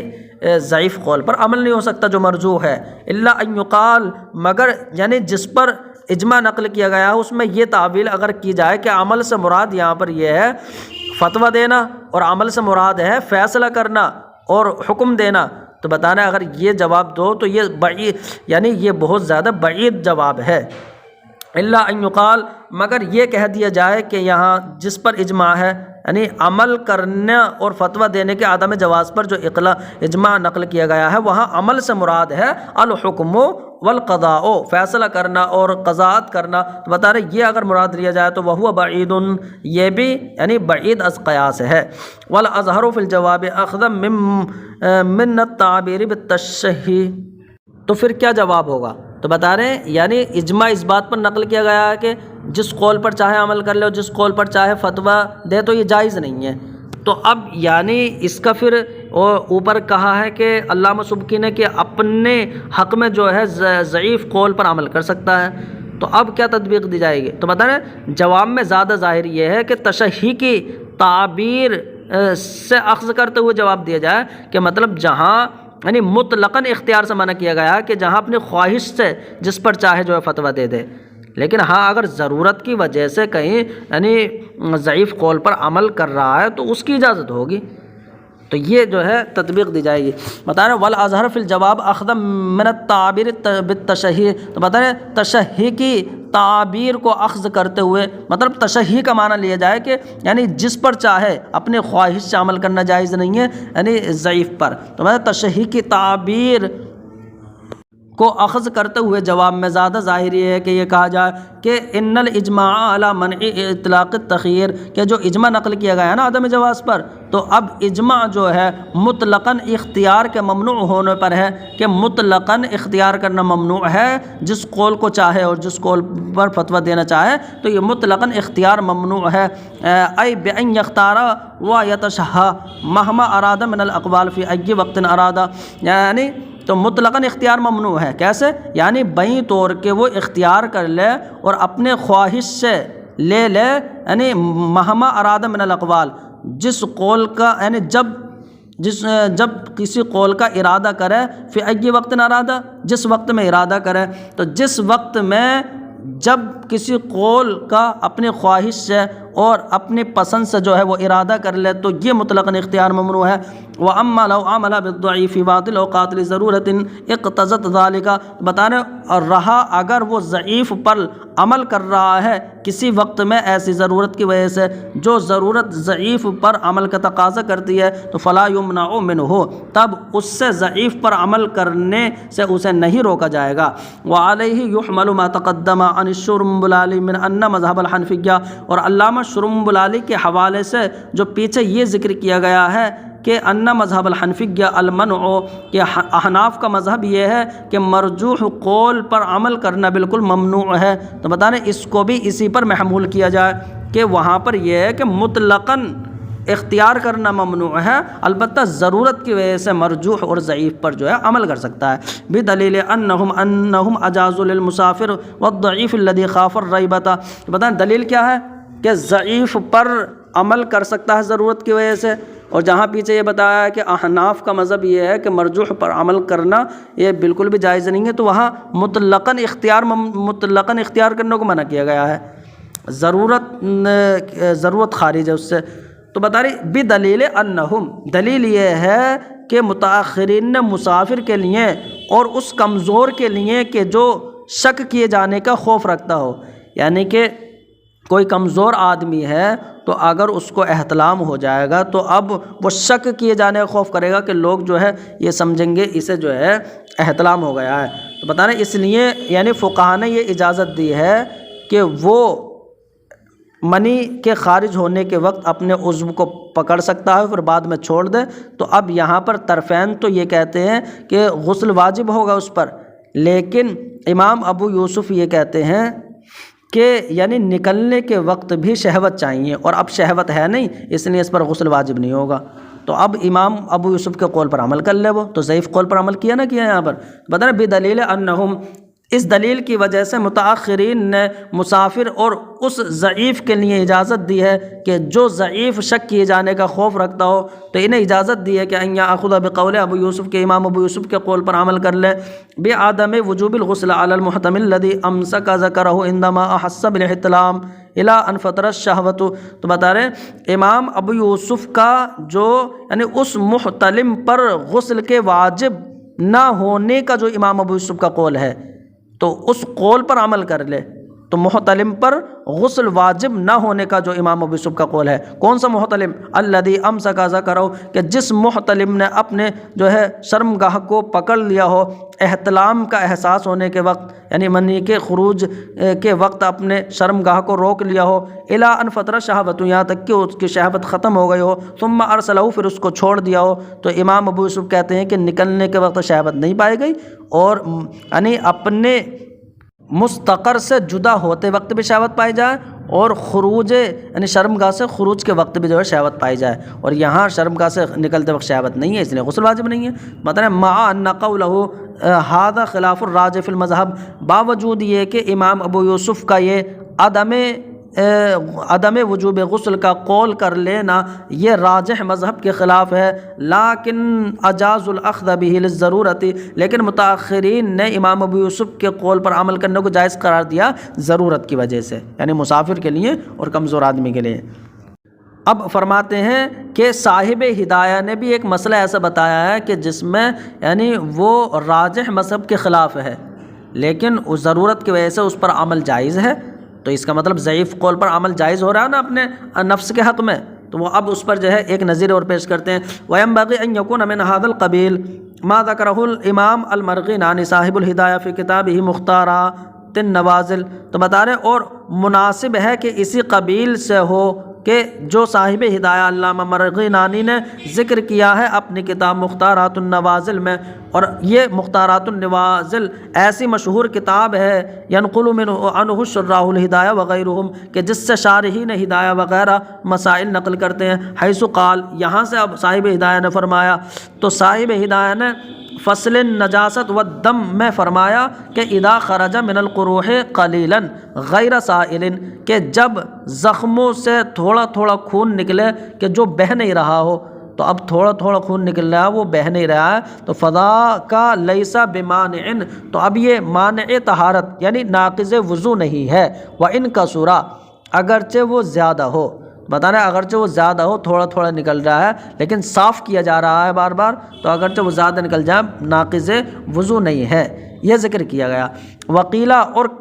تو صاحب ہدایہ نے یہ ذکر کیا، وقیلہ، اور بعض لوگوں کی طرف سے یہ کہا گیا کہ لو کان بحال لو ترکہ لا سالا، کہ اگر وہ زخم اس حالت میں ہے کہ اگر اس کو چھوڑ دے، یعنی اس کی جو خون نکل رہا ہے وہ اگر جو ہے خون اور پیپ جو نکل رہی ہے اس کو چھوڑ دے، صاف نہ کرے، تو ضرور وہ بہہ جائے گا، تو اب وہ بہہ جائے گا تو یمنعو، وہ یعنی ناقض وضو ہے اور مانع طہارت ہے۔ تو یہ بعض لوگوں کا جو قول ذکر کیا گیا ہے ضعیف ہے، لیکن اسی پر جو ہے عمل کیا ہے۔ ثم اعاد المسألۃ فی نواقض الوضو، پھر صاحب ہدایہ نے نواقض وضو میں دوبارہ مسئلہ ذکر کیا اور فرمایا وَلَوْ خَرَجَ مِنْهُ شَيْءٌ قَلِيلٌ وَمَسَحَهُ بِخِرْقَةٍ حَتَّى لَوْ تَرَكَ يَسِيلُ لَا يَنْقُضُ، کہ صاحب ہدایہ نے فرمایا کہ اگر زخم سے تھوڑی تھوڑی جو ہے پیپ یا خون نکلتا ہے، وَمَسَحَهُ بِخِرْقَةٍ، اور کسی کپڑے کے ٹکڑے سے اس کو صاف کر دیا، کہ اگر اس کو چھوڑ دیتا تو وہ بہہ جاتا، لیکن اس نے صاف کر دیا تو لا ينقض، وہ ناقض وضو نہیں ہے۔ وقیلا، اور قیلا سے پھر وہی ذکر کیا گیا کہ اگر زخم اس حالت پر ہے کہ اگر اس کو چھوڑ دیتا اور بہہ دیتا تو اب یہ ناقض وضو ہو جاتا ہے، یہ بعض لوگوں نے کہا ہے، قیلا سے بعض لوگوں نے کہا۔ تو بتا رہے وقت راجعت نسخۃ اخری، اور میں نے دوسرے نسخے کی طرف رجوع کیا، یعنی ہدایہ کے دوسرے نسخے کی طرف رجوع کیا۔ علامہ ابن عابدین شامی فرماتے ہیں میں نے دوسرا نسخہ دیکھا تو فرأیت العبارۃ فیہ کذالک، تو اس میں بھی ایسے ہی عبارت کو لکھا ہوا دیکھا۔ ولا یخفی ان المشہور فی عامۃ کتب المذہب هو القول الثانی المعبر عنہ بقیل، تو بتا رہے اور پوشیدہ نہیں ہے یہ بات کہ مذہب کی عام کتابوں میں جو مشہور ہے وہ دوسرا قول ہے، کہ جس دوسرے قول کو جو ہے قیل سے تعبیر کیا گیا ہے، تو مذہب کی کتابوں میں تو دوسرے قول کو تعبیر کیا ہے اور صاحب ہدایہ نے پہلے قول کو پسند کیا ہے۔ وَأَمَّا مَخْتَارَهُ مِنَ الْقَوْلِ الْأَوَّلِ، تو بتا رہے اور جس کو صاحب ہدایہ نے پسند کیا وہ پہلا قول ہے۔ فَلَمْ أَرَى مَنْ سَبَقَهُ إِلَيْهِ وَلَا مَنْ تَابَعَهُ عَلَيْهِ بَعْدَ الْمُرَاجَعَةِ الْكَثِيرَةِ، تو بتا رہے اور میں نے کسی کو نہیں دیکھا کہ سبقہ الیہ، کہ جس نے صاحب ہدایہ سے پہلے اس مسئلے کو، تو صاحب ہدایہ سے پہلے اس مسئلے کی طرف دھیان دیا ہو۔ بتا رہے ولا ارا من، اور میں نے کسی کو نہیں دیکھا کہ سبقہ الیہ، کہ جو اس مسئلے جس نے اس مسئلے کی طرف صاحب ہدایہ سے پہلے سبقت کی ہو، یعنی صاحب ہدایہ سے پہلے اس مسئلے کو لکھا ہو۔ ولا من، اور نہ میں نے اس انسان کو دیکھا کہ جس نے صاحب ہدایہ کی اس مسئلے پر پیروی کی ہو، تو یہ میں نے نہیں دیکھا بہت سی کتابوں کی طرف رجوع کرنے کے بعد، تو یہ فہو قول شاذ، تو یہ شاذ قول ہے۔ تو مذہب کی کتابوں میں تو دوسرا قول ہے کہ وہ ناقض وضو ہو جائے گا، البتہ صاحب ہدایہ نے پہلا قول کو جو ہے اختیار کیا، جس میں یہ ہے کہ اگرچہ وہ زیادہ ہو لیکن صاف کر لیا جائے تو وہ ناقض وضو نہیں ہوگا، تو پہلے قول میں آسانی ہے۔ تو اب بتا رہے صاحب ہدایہ جس کو پسند کر رہے ہیں تو وہ اگرچہ ضعیف ہے، اور جسے قیلہ سے تعبیر کر رہے ہیں وہ مذہب کا قول ہے، تو بتا رہے لیکن صاحب ہدایہ چونکہ اصحاب تخریج میں سے ہے، اس لیے وہ ان کی بھی تقلید کرنا جائز ہو جائے گا ضرورت کے وقت، کیونکہ ضرورت کے وقت ضعیف قول پر عمل کرنا جائز ہے۔ وہ بتا رہے ہیں کہ لیکن جو صاحب ہدایہ جس کو پسند کر رہے ہیں وہ ہوا قول شاذ، وہ شاذ قول ہے، مذہب کی کتابوں میں وہ نہیں ہے۔ لیکن صاحب الہدایت امام جلیل من اعظم مشائخ المذہب من طبقۃ اصحاب التخریج والتصحیح، لیکن صاحب ہدایہ اصحاب تخریج و تصحیح کے طبقے میں سے ہیں اور مشائخ مذہب کے یعنی بڑے حضرات میں سے جلیل القدر امام ہیں، کما مرہ جیسے کہ بات گزر چکی ہے کہ صاحب ہدایہ جو ہے اصحاب تخریج میں سے ہیں۔ تو اب فیجوز للمعذور تقلیدہ فی ھذا القول عند الضرورت، تو اب معذور شخص کے لیے اس قول میں صاحب ہدایت کی تقلید کرنا جائز ہے ضرورت کے وقت، کہ ضرورت کے وقت جو ہے وہ صاحب ہدایت کی تقلید کر لے اس قول میں۔ فإن فیہ توسعۃ عظیمۃ لأہل الاعذار، اس لیے کہ اس قول میں جو صاحب ہدایت نے پسند کیا ہے اگرچہ وہ ضعیف ہے، مذہب کا قول نہیں ہے، بے شک اس قول میں جو ہے عذر والے حضرات کے لیے جو ہے بہت بڑی وسعت ہے۔ کما بینتہ فی رسالۃ المسمات الاحکام المخصصہ بکئی الحمصہ، جیسا کہ میں نے اس کو اپنے رسالے بنام الاحکام المخصصہ بکئی الحمصہ میں بیان کر دیا ہے۔ بکئی الحمصہ یعنی پھوڑے کی بیماری کے ساتھ جو خاص احکام اور مسائل ہے، تو پھوڑا وہ نکل آئے کسی تو پھوڑے کی بیماری میں، بتا رہے وقد کنتو ابتلیت مدتن بکیل حمسا، تو بتا رہے اور میں بھی جو ہے پھوڑے کی بیماری میں ایک مدت تک مبتلا ہو گیا تھا، ولم اجد ما تصح به صلاتی علی مذہبنا بلا مشقت، اور میں نے کوئی ایسی روایت نہیں پائی کہ جس کی وجہ سے، جس روایت پر عمل کرنے کی وجہ سے میری نماز ہمارے مذہب کے مطابق بغیر مشقت کے صحیح ہو جائے۔ تو بتا رہے میں نے کوئی روایت نہیں پائی الا علی ھذا القول، سوائے امام صاحب ہدایہ کے اس قول کے، لأن الخارج منہ وإن کان قلیلا، اس لیے کہ زخم سے نکلنے والا جو، تو زخم سے نکلنے والا جو پیپ اور خون تھا اگرچہ وہ کم تھا، یعنی جو میرا پھوڑا جو تھا اگرچہ وہ کم نکل لیتا خون، لیکنہ لو ترکا، لیکن حالت یہ تھی کہ اگر اس کو ایسے ہی چھوڑ دیا جاتا تو یسیل وہ بہہ جاتا، وہو نجس و ناقض للطہارت، اور وہ ناپاک اور ناقض طہارت تھا، قول مشہور کی بنیاد پر، خلافا لما قالہ بعضهم، یعنی اس کے برخلاف کے جس کو بعض نے کہا، یعنی صاحب ہدایہ کے قول کے برخلاف صاحب ہدایہ کے نزدیک نہیں ٹوٹتا۔ بتا رہے کما قد بینتہ فی الرسالۃ المذکورہ، جیسے کہ میں نے اس کو مذکورہ رسالے میں بیان کیا ہے، ولا یسیر بہ صاحب عذر، تو اب فرماتے ہیں کہ میرے جو پھوڑا تھا تو وہ اس میں یعنی تھوڑا تھوڑا خون نکلتا تھا، لیکن اگر چھوڑ دیا جاتا تو وہ بہہ جاتا، جب بہہ جاتا تو مشہور قول کے مطابق تو ناقض طہارت ہو جاتا۔ اور فرماتے ہیں میں صاحب عذر بھی نہیں ہو پا رہا تھا اس سے، کیوں؟ کیونکہ یعنی پورے نماز کے وقت تھوڑی بہہ رہا تھا وہ، تو اس کا مطلب یعنی ہر نماز کے وقت جو ہے عذر کا دفع ہونا ممکن تھا کہ اسے دھو لیا جاتا اور جو ہے پٹی سے باندھ دیا تھا، اس لیے میں صاحب عذر بھی نہیں ہو رہا تھا، تو اس لیے میں نے صاحب ہدایہ کی قول پر عمل کر لیا۔ فرماتے ہیں ولا یسیر بہ صاحب عذر، اور میں اس زخم اور اس پھوڑے کی وجہ سے صاحب عذر بھی نہیں ہو رہا تھا، کیوں؟ لأنہ یمکن دفع العذر بالغسل والربط بنحو جلدۃ مانعۃ للسیلان عند کل صلاۃ، تو عند کل صلاۃ کا ترجمہ ہم پہلے لگاتے ہیں، لأنہ یمکن، اس لیے کہ ہر نماز کے وقت ممکن ہے کہ عذر دفع کیا جا سکے۔ کیسے دفع کیا جائے؟ بالغسل، اس یعنی زخم کو دھو کر، والربط بنحو جلدۃ، اور کسی پٹی وغیرہ سے پھر باندھ کر، کہ جو پٹی جو ہے وہ زخم کے بہنے سے روک دے، تو زخم کے بہنے سے روکنے والی پٹی سے باندھ کر یعنی عذر کو دفع کیا جانا ممکن ہے ہر نماز کے وقت۔ کما کنت افعلہ، جیسے کہ میں یہ کرتا تھا بھی، تو میں اسی کو کرتا تھا، لیکن فیہ مشقۃ، اچھا لیکن پڑھو سے، لیکن فیہ مشقۃ وحرج عظیم، لیکن اس میں بہت مشقت اور بڑا حرج تھا، جب میں یہ کرتا تھا بڑی مشقت ہوتی تھی مجھے، پتہ نہیں فاضطررت الی تقلید ھذا القول، تو اب میں صاحب ہدایہ کا جو قول ہے اس قول کی تقلید کرنے کی طرح مجبور ہو گیا، یعنی مجبوراً میں نے اس قول کی تقلید کر لی۔ اب ثم لما عافانی اللہ تعالی من، پھر جب اللہ رب العزت نے مجھے اس بیماری اور اس پھوڑے سے عافیت بخشی، تو اعدت صلاۃ تلک المدت، تو میں نے اس مدت کی تمام نمازوں کا اعادہ کیا، اور اللہ ہی کے لیے حمد ہے۔ بتائیے انہوں نے نمازوں کا اعادہ بھی کیا، کتنے تقوی شعار ہمارے بزرگ تھے۔ اب یعنی کتابوں کے حوالے سے یہی بات ذکر کریں گے کہ ضعیف قول پر اور ضعیف روایت پر عمل کرنا ضرورت کی وجہ سے جائز ہے۔ فرماتے ہیں وقد ذکر صاحب البحر فی الحید فی بحث الوان الدماء اقوالا ضعیفہ، کہ صاحب بحر الرائق نے باب الحیض کے خون کے رنگوں کی بحث میں ضعیف اقوال ذکر کیے ہیں۔ پھر انہوں نے فرمایا ہے، یعنی پھر بعد میں فرمایا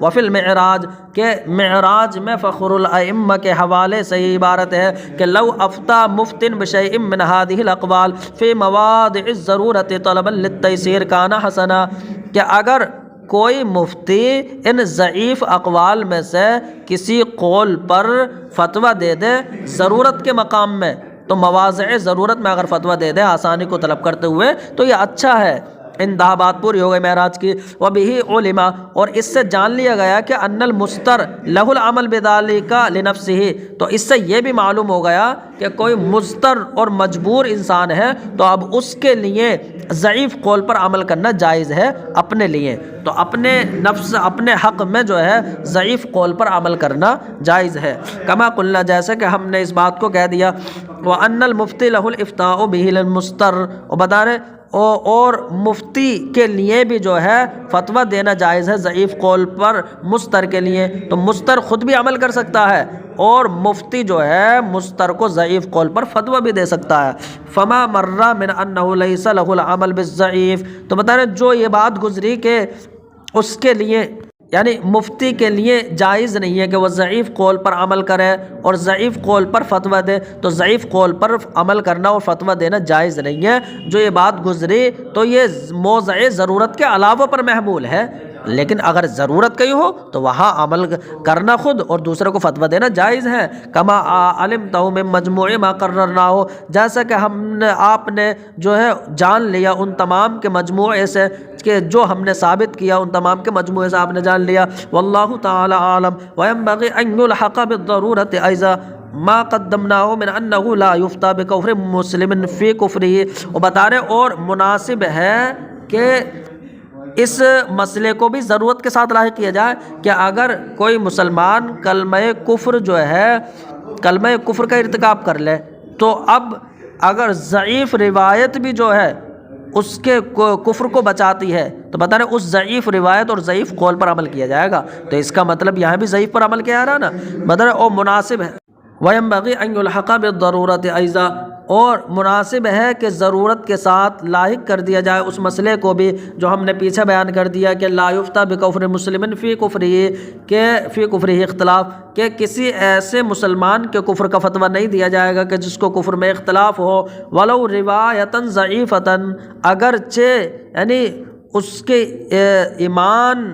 کو ثابت کرنے والی ضعیف روایت ہو، بتا رہے ضعیف روایت پر یہ عمل کر لیا جائے گا۔ فقد عدلوا عن الافتاء بالصحیح، تو بتا رہے صحیح روایت پر فتویٰ دینے سے متاخرین نے عدول کیا ضعیف روایت کی وجہ سے، لأن الکفر شیء عظیم، اس لیے کہ کفر جو ہے یہ بہت بڑی چیز ہے۔ وفی شرح الاشباح للبیری، اور علامہ بیری کی شرح اشباح میں یہ ہے کہ حل یجوز للانسان العمل بالضعیف من الروایت فی حق نفسہ، تو علامہ بیری کی شرح اشباح میں یہ ہے کیا انسان کے لیے ضعیف روایت پر عمل کرنا اپنے نفس کے حق میں جائز ہے؟ تو نعم، تو اب انہوں نے فرمایا کہ ہاں جائز ہے، اذا کان لہ رأی، یعنی اب یہ فرمائیں گے علامہ بیری کہ تب جائز ہے جب کہ وہ خود مجتہد ہو، اور رہا عام انسان تو اس کے لیے جائز نہیں ہے۔ اب مفتی کی قید لگ جائے گی، تو بتا رہے ہیں میں نے کہا ہاں جائز ہے، اذا کان لہ رأی، جب کہ اس کے لیے رائے ہو، یعنی کہ جب کہ وہ صاحب الرائے ہو۔ اما اذا کان عامیا، رہا جب کہ وہ عام آدمی ہو، فلم ارہ، تو اب میں نے اس کے لیے ضعیف قول پر عمل نہیں دیکھا، تو بتا رہا ہے ضعیف قول پر عمل میں نے نہیں دیکھا، یہاں تک بات کر دیا۔ لیکن صاحب الرائے کی قید لگانا تو یہ بتا رہا ہے کہ یعنی عام آدمی کے لیے جائز نہیں ہوگا۔ وہ فرماتے ہیں لیکن مقتضی تقییدہ بالرائے، لیکن ضعیف قول پر عمل صاحب الرائے کے ساتھ مقید ہونا یہ تقاضا کر رہا ہے کہ یہ عام آدمی کے لیے ضعیف قول پر عمل جائز نہ ہو۔ قال فی خزانۃ الروایات، اور خزانۃ الروایات میں فرمایا ہے کہ العالم الذی یعرف معنی النصوص والاخبار، تو بتا رہے وہ عالم کے جو نصوص اور خبر یعنی اخبار کے معنی جانتا ہو پہچانتا ہو تو وہ اہل درایت سے ہے، وہ صاحب الرائے ہے، اس کے لیے جائز ہے ان یعمل علیہا، کہ وہ ضعیف قول پر عمل کر لے، اس کے لیے جائز ہے۔ وان کان مخالفا لمذہبہ، اگرچہ وہ اس کے مذہب کے خلاف ہو، کیونکہ یہ تو صاحب الرائے ہے، مجتہد ہے، اس کے لیے جائز ہے۔ وتقییدہ بالرائے، اور یعنی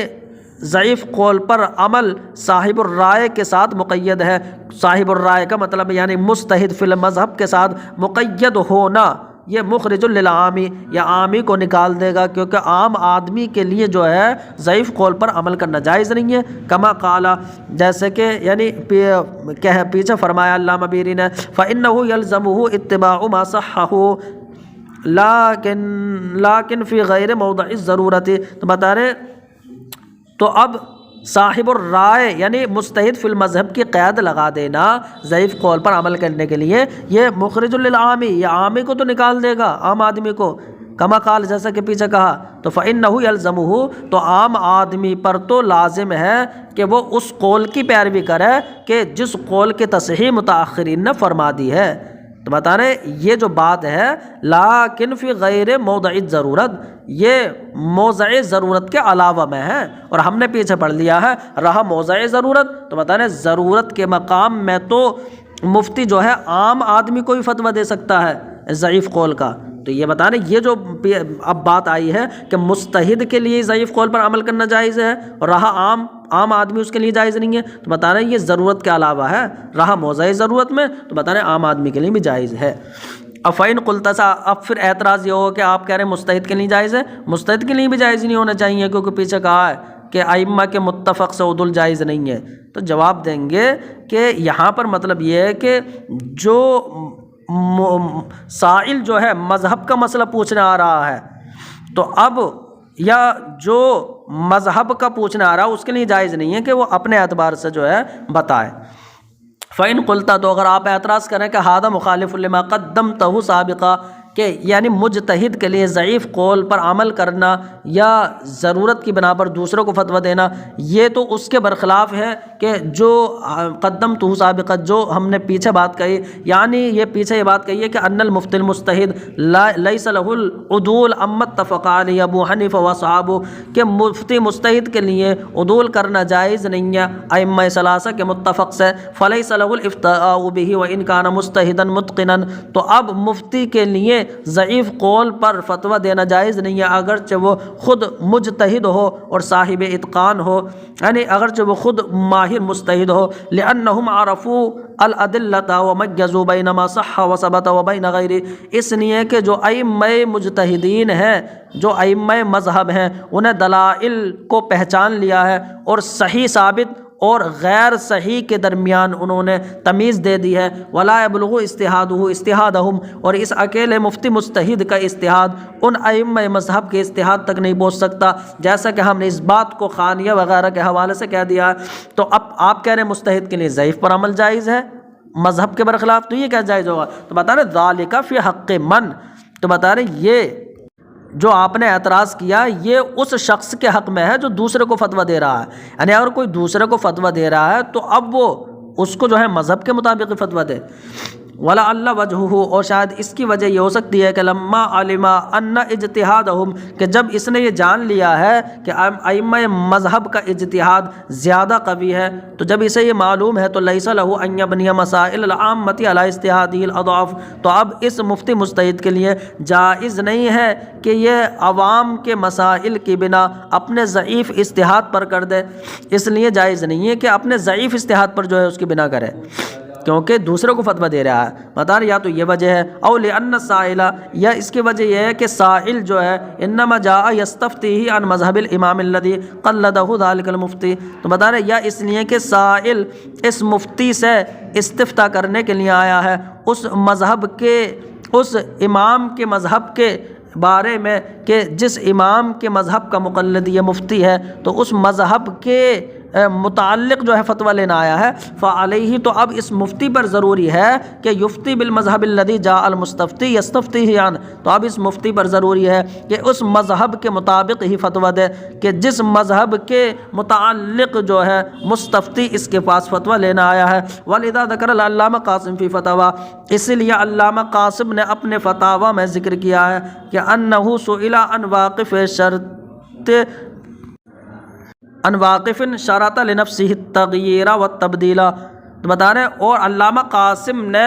اپنے فتاوی میں ذکر کیا ہے کہ ان سے ایسے واقف کے بارے میں پوچھا گیا کہ جس واقف نے اپنے لیے شرط لگا لی یعنی تبدیلی اور بدلاؤ کی، اس نے شرط لگائی کہ میں وقف تو کر رہا ہوں یہ زمین لیکن میں اس وقف کو بدل سکتا ہوں، کسی کی بھی جو ہے بعد میں ملکیت میں دے سکتا ہوں۔ بدن فسگر الوقف لزوجتی، پھر اس نے وقف کو منتقل کر دیا اپنی بیوی کی طرف، تو اب اس کا کیا حکم ہے؟ بدن فاجابہ، تو علامہ قاسم نے جواب دیا کہ انی لم اقف علی اعتبار ھذا فی شیء من کتب علمائنا، تو اب علامہ قاسم نے جواب دیا کہ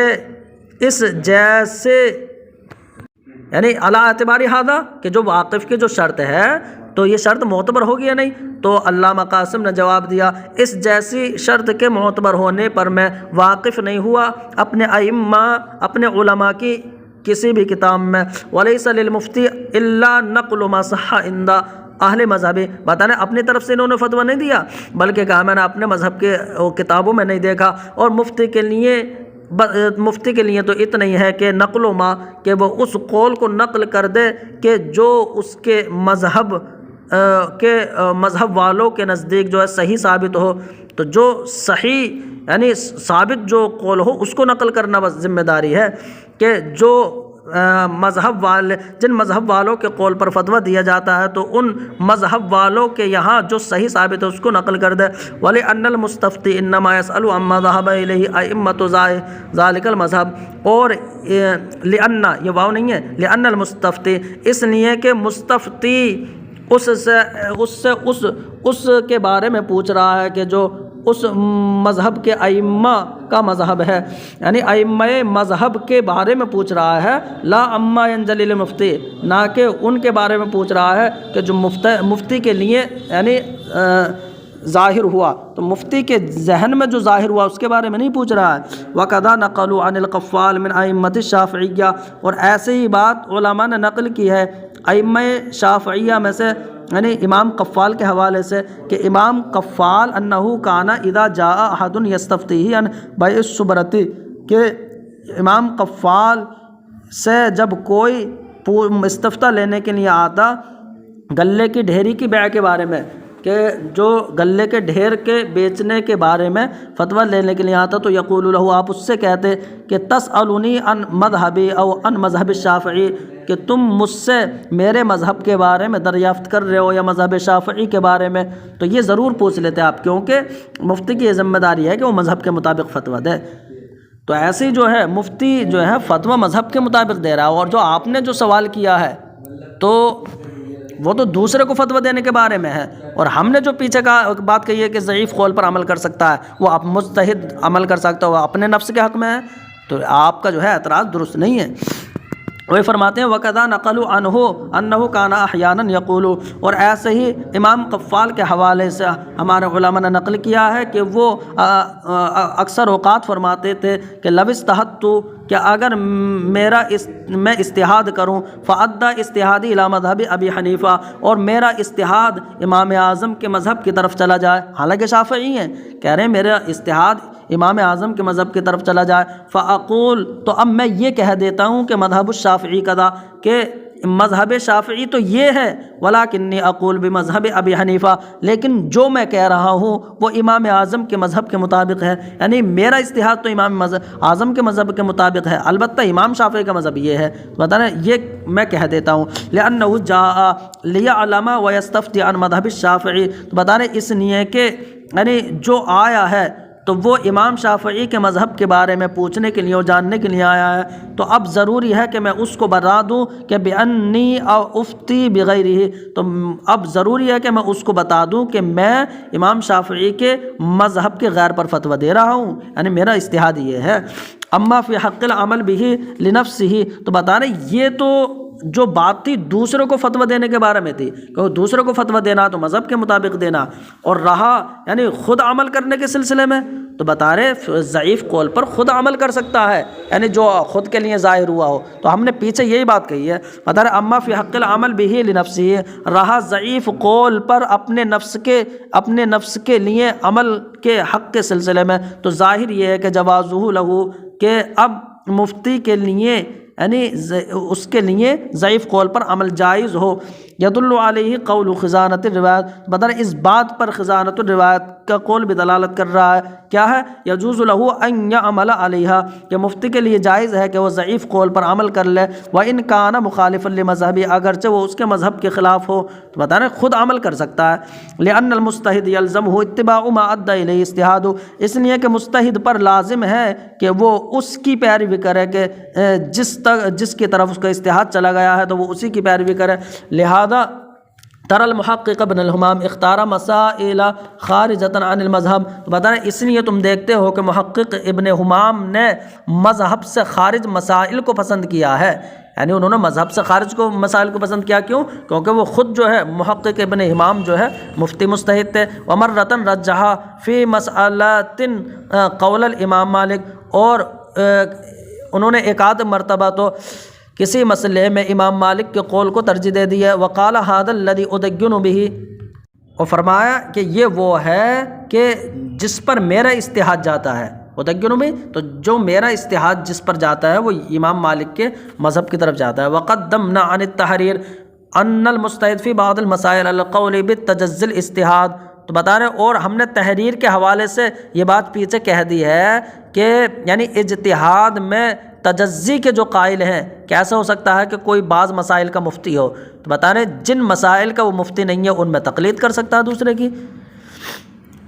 ہاں تو اب فرماتے ہیں تحریر کے حوالے سے ہم نے یہ بات پیچھے کہہ دی ہے کہ ان المستحد فی بعض المسائل القول بالتجزی الاجتہاد، اجتہاد کے متجزی ہونے کا جو قول کرتے ہیں تو ان کے مطابق بعض مسائل کا جو مفتی ہوگا وہو الحق، اور اجتہاد متجزی ہو سکتا ہے، یہی حق ہے۔ تو بتا رہے جو بعض مسائل کا جو مجتہد ہوگا، اس کا تعلق یہاں سے یلزم، تو بعض مسائل کے مجتہد پر لازم ہے کہ التقلید فیما لا يقدر علیہ، تو اب یعنی تو بعض مسائل کے مجتہد پر لازم ہے کہ ان مسائل میں وہ تقلید کر لے کہ جن پر قادر نہیں ہے، ای فیما یعنی جن مسائل میں اجتہاد پر قدرت نہیں رکھتا ہے، لا فی غیرہ یعنی دوسرے مسائل میں نہ کرے کہ جن میں جو ہے تقلید کر سکتا ہے۔ اب بتا رہے وقولی، اور میرا یہ قول یعنی جو میں نے نظم میں کہا ہے کہ لکنما القاضی بہ لا یقضی، میں نے جو یہ کہا ہے کہ لیکن قاضی جو ہے ضعیف قول پر فیصلہ نہیں کرے گا، اور اگر اس نے فیصلہ کر دیا تو اس کا فیصلہ نافذ نہیں ہوگا۔ تو بتا رہے میرے اس قول کا کیا مطلب ہے، یعنی لا یقضی بالضعیف من مذہبہ، یعنی قاضی جو ہے اپنے مذہب کے ضعیف قول پر جو ہے فیصلہ نہیں کرے گا، تو اپنے مذہب کے ضعیف قول پر نہیں کرے گا اور دوسرے امام کے مذہب پر فیصلہ نہیں کرے گا، تو کسی دوسرے امام کے مذہب کے مطابق بھی فیصلہ نہیں کرے گا۔ علامہ قاسم فرماتے ہیں ابو العباس احمد بن ادریس نے فرمایا حل یجب علی الحاکم، کیا حاکم پر ضروری ہے کہ اللہ یحکم الا بالراجح عنہ، تو یعنی انہوں نے فرمایا کیا حاکم پر یہ واجب ہے کہ وہ اس قول کے مطابق ہی فیصلہ کرے جو اس کے نزدیک راجح ہے، جیسا کہ مفتی پر ضروری ہے کہ اللہ یفتی الا بر، کہ مفتی اس قول کے مطابق ہی فتویٰ دے جو اس کے نزدیک راجح ہے، او لہو، یا یعنی یا حاکم کے لیے جائز ہے کہ وہ دو قول میں سے کسی ایک پر فیصلہ کر دے، وَإِن لَّمْ يَكُنْ رَاجِحًا عِندَهُ، اگرچہ وہ اس کے نزدیک راجح نہ ہو۔ تو بتانے کیا یعنی حاکم کے لیے مفتی کی طرح راجح قول پر ہی فیصلہ کر سکتا ہے یا کسی پر بھی؟ تو بتانا جواب ہو، تو اب اس کا جواب یہ ہے کہ ان الحاکم اذا کان مجتہداً، وہی مجتہد کی بات ہے کہ حاکم اگر مجتہد ہو تو اب اس کے لیے جائز نہیں ہے کہ ان یحکم و یفتی الا بالراجح عنہ، تو اب اس کے لیے جائز نہیں ہے کہ وہ فیصلہ کرے اور فتویٰ دے یعنی مگر اس کے نزدیک جو راجح قول ہے اسی پر جائز ہے۔ وَإِن كَانَ مُقَلِّدًا، اور اگر جو ہے حاکم مقلد ہے، تو اگر حاکم مقلد ہے تو جاز لہ ان یفتی بالمشہور فی مذہبہ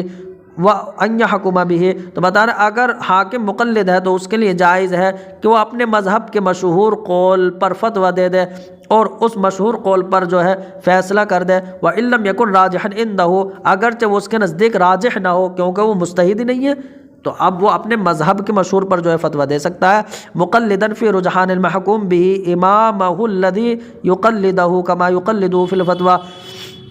تو بتا رہے محکوم بھی یعنی جس پر اس نے فیصلہ سنا دیا ہے جو حکم ہے، تو اس حکم کے راجح ہونے میں اپنے امام کی تقلید کرتے ہوئے، کہ جس امام کی یہ تقلید کرتا ہے یعنی تو جس امام کی تقلید کرتا ہے اس امام کی اس حکم کے راجح ہونے میں تقلید کرتے ہوئے، کما یقلدہ فی الفتویٰ، جیسے کہ اس امام کی فتوے میں تقلید کرتا ہے۔ وَأَمَّا اتِّبَاعُ الْهَوَىٰ فِي الْحُكْمِ وَالْفُتْيَا فَحَرَامٌ اِجْمَاعًا، اور رہی بھی یہ بات کہ حکم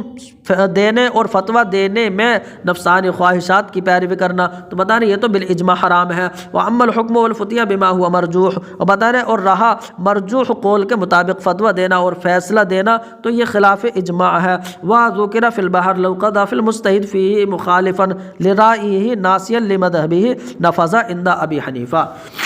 اب یہاں سے دیکھو یہ بات چلے گی کہ اگر کوئی مختلف فی مسئلے میں اگر قاضی فیصلہ سنا دے بھول کر، یعنی اپنے مذہب کو بھول کر اپنی رائے کے مطابق سنا دے، تو اب امام اعظم تو کہتے ہیں نافذ ہو جائے گا، لیکن صاحبین کے نزدیک نافذ نہیں ہوگا وہ، اور صاحبین کے قول ہی جو ہے لیا جائے گا۔ آگے بتائیں گے، بتا رہے ہیں وذکر فی البحر، بحر الرائق میں ذکر کیا گیا ہے کہ لو قضا فی المجتہد فی، مجتہد فی ای مختلف فی، تو اگر قاضی مختلف فی مسئلے میں فیصلہ کر دے، مخالفاً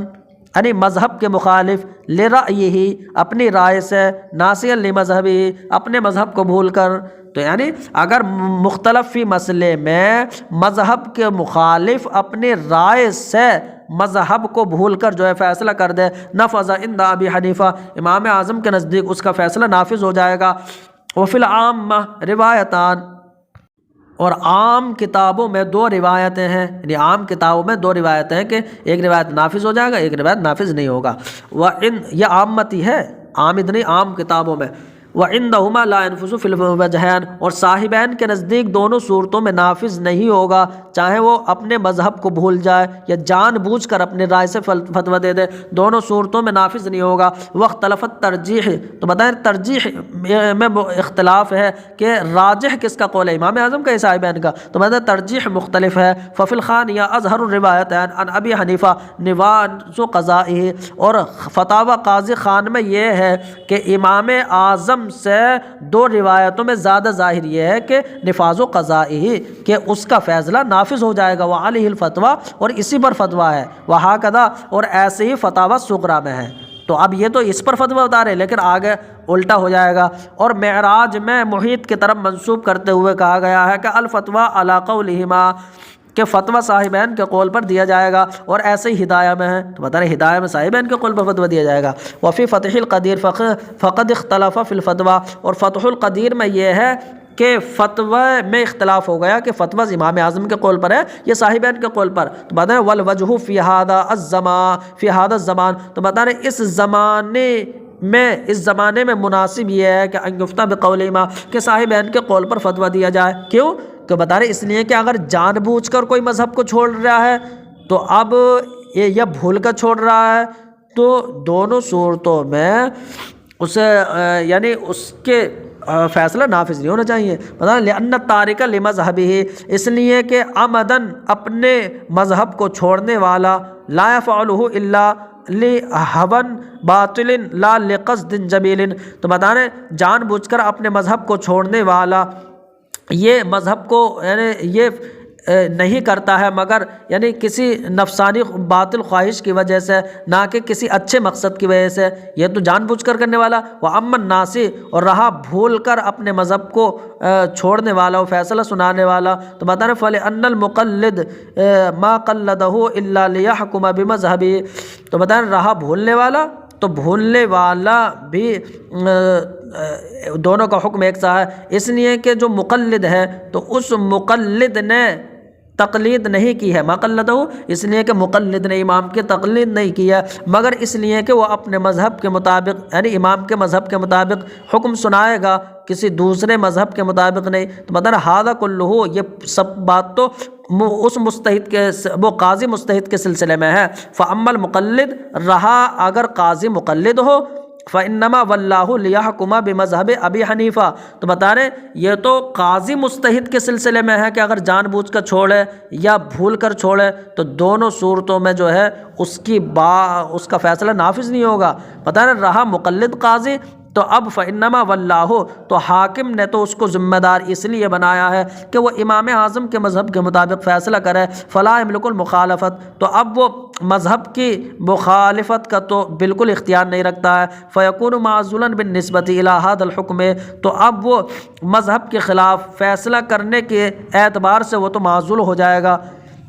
انتہا ما فی الفتح، تو بتا رہے جو فتح القدیر میں وہ بات پوری ہو گئی اور بحر الرائق کا کلام بھی پورا ہو گیا۔ ثم ذکر، پھر یہ ذکر کیا گیا ہے کہ انہ اختلفت عبارات المشائخ فی القاضی المقلد، کہ ابھی قاضی مقلد کے بارے میں آپ نے بتایا کہ وہ تو صرف مذہب کے مخالفت کا اختیار ہی نہیں رکھتا ہے، اس کی ذمہ داری تو مذہب امام پر فیصلہ سنانے کی ہے، لیکن مشائخ کی عبارت مختلف ہیں قاضی مقلد کے سلسلے میں۔ تو بتا رہے قاضی مقلد کے سلسلے میں مشائخ کی عبارات میں اختلاف ہے، والذی حتی علیہ کلامہ، بتا رہے اور وہ بات کہ جس پر جو ہے والذی حتی علیہ کلامہ، اور وہ بات کہ جس پر صاحب بحر الرائق نے اپنی بات کو ختم کیا، وہ یہ ہے کہ اذا قضا بضم مذہب غیرہ او بروایت ضعیفۃ او بقول ضعیف نفذا۔ تو قاضی مقلد جب وہ کسی دوسرے امام کے مذہب کے مطابق یا روایت ضعیفہ کے مطابق یا ضعیف قول کے مطابق فیصلہ کرے نفذا، تو وہ نافذ ہو جائے گا۔ وَأَقْوَى مَا تَمَسَّكَ بِهِ مَا فِي الْبَزَّازِيَّةِ عن شرح الطحاوی، تو بتا رہے ہیں اور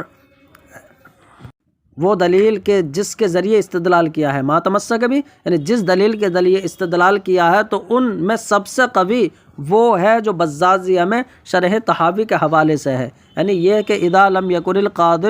مجتہدا او قضا بالفتویٰ، یعنی یہ دلیل ذکر کی ہے کہ جب قاضی مجتہد نہ ہو۔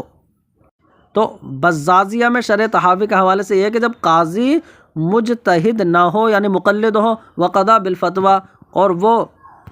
پھر وہ فتوے کے مطابق فیصلہ کر دے، ثم تبین انہ علی خلاف مذہبہ، پھر ظاہر یہ ہو کہ اس نے جو فیصلہ کیا ہے وہ اس کے مذہب کے برخلاف ہے، تو نفذا، تو یہ نافذ ہو جائے گا۔ تو جب قاضی مجتہد یا اپنے مذہب کے خلاف جو فیصلہ کر رہا ہے تو نافذ ہو جا رہا ہے۔ تو اب جو قاضی مقلد کا جب یہاں فیصلہ نافذ ہو جا رہا ہے، تو اب یعنی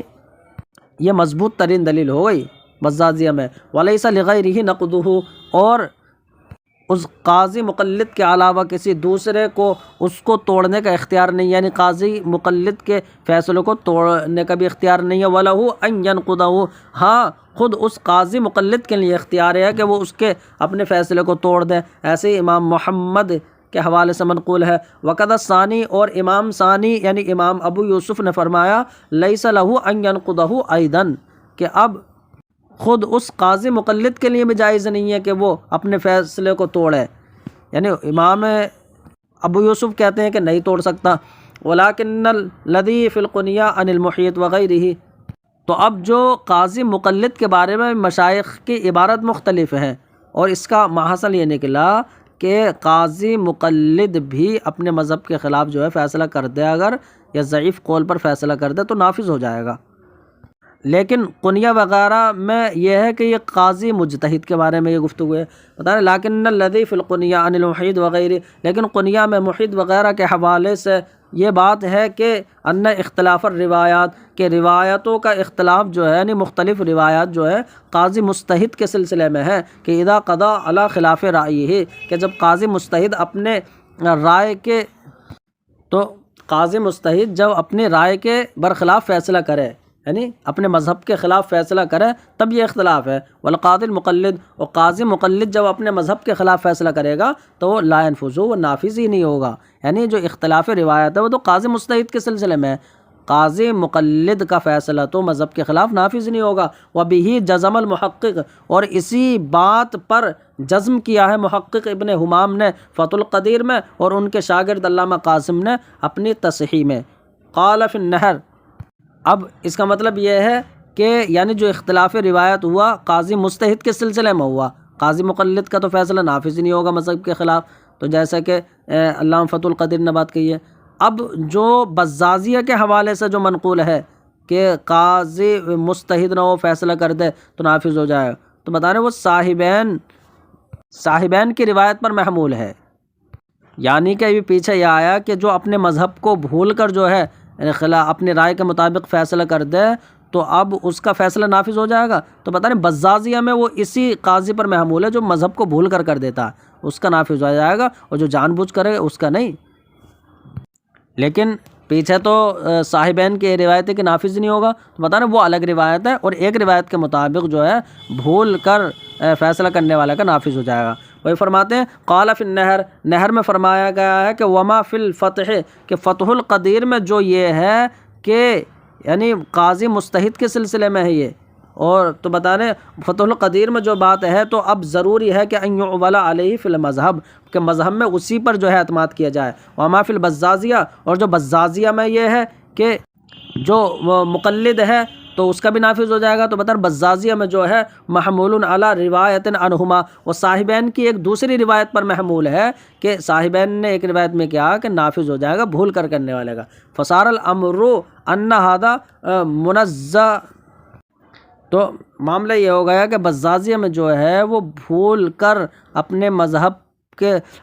کے خلاف فیصلہ کرنے والے پر محمول ہوا. فرماتے ہیں فصار الامر، تو معاملہ یہ ہو گیا کہ ان ھذا، کہ بزازیہ میں جس قاضی مقلد کے بعد ہے، تو معاملہ یہ ہو گیا کہ وہ قاضی اس مقلد کو اتار لیا گیا ہے اپنے مذہب کو بھول کر فیصلہ کرنے والے کے درجے میں. وقد مر عنہما فی المستحد، تو اب صاحبین کی روایت یہ ہے کہ بھول کر اپنے مذہب کے خلاف فیصلہ کرنے والے کا فیصلہ نافذ ہو جائے گا، اور پیچھے جو بات کہی ہے یعنی نافذ نہیں ہوگا وہ مستحد کے بارے میں ہے.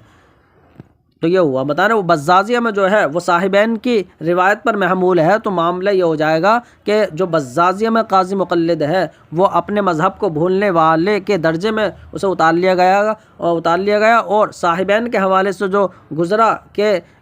مستحد کے بارے میں، تو مستحد کے بارے میں صاحبین کے حوالے سے گزر گیا کہ اس کا جو ہے مذہب کے خلاف نافذ نہیں ہوگا. فالمقلد اولا، تو جان بوجھ کر جو کرے، تو بتا رہے مستحد کے بارے میں صاحبین کے حوالے سے گزر گیا کہ اس کا نافذ نہیں ہوگا، تو جان بوجھ کر جب مستحد کا نافذ نہیں ہوگا تو مقلد کا تو بدرجہ اولا نافذ نہیں ہوگا. اور جہاں پر یہ ہے کہ مقلد کا نافذ ہو جائے گا تو وہ یہ ہے کہ جو اپنے مذہب کو بھول کر اپنے رائے کے مطابق فیصلہ کر دے. وقال فی الدر المختار، اور در مختار میں فرمایا ہے کہ قلت، تو در مختار علامہ حسکفی کی ہے، تو اللہ حسکفی فرماتے ہیں میں کہتا ہوں کہ لا سگما فی زماننا فإن السلطان ینص فی منشورہ علی نہیہ عن القضاء بالاقوال الضعیفہ، یعنی ضعیف اقوال کی گفتگو یہ چل رہی ہے. تو اب علامہ حسکفی فرماتے ہیں کہ خاص کر ہمارے زمانے میں بادشاہ اپنے منشورے میں، یعنی جو اس کا منشورہ ہوتا تھا کہ جس پر یہ لکھا ہوا ہوتا تھا کہ قاضی کو جو ہے کیا کرنا ہے کیا نہیں کرنا ہے، تو اب بادشاہ اپنے منشور میں صراحت کر دیتا تھا کہ ضعیف اقوال پر قضاءت کرنے سے جو ہے قاضی کو روکا گیا ہے. تو ضعیف اقوال پر فیصلہ دینے سے قاضی کو نہیں کی گئی ہے، اس بات پر جو ہے وہ صراحت کر دیتا تھا. فکیفہ بخلاف مذہبی ہی، تو فرماتے ہیں جب اپنے مذہب کے ضعیف قول پر جو ہے فیصلہ کرنے سے منع کر دیا جاتا تھا، تو فکیفہ بخلاف مذہبی، تو اپنے مذہب کے خلاف کیسے جو ہے فیصلہ کر سکتا ہے وہ. فیکون معزولا بالنفس نسبت لغیر المعتمد من مذہبی، تو اگر وہ اپنے مذہب کے ضعیف قول پر اگر فیصلہ کرتا ہے نا تو اپنے مذہب کے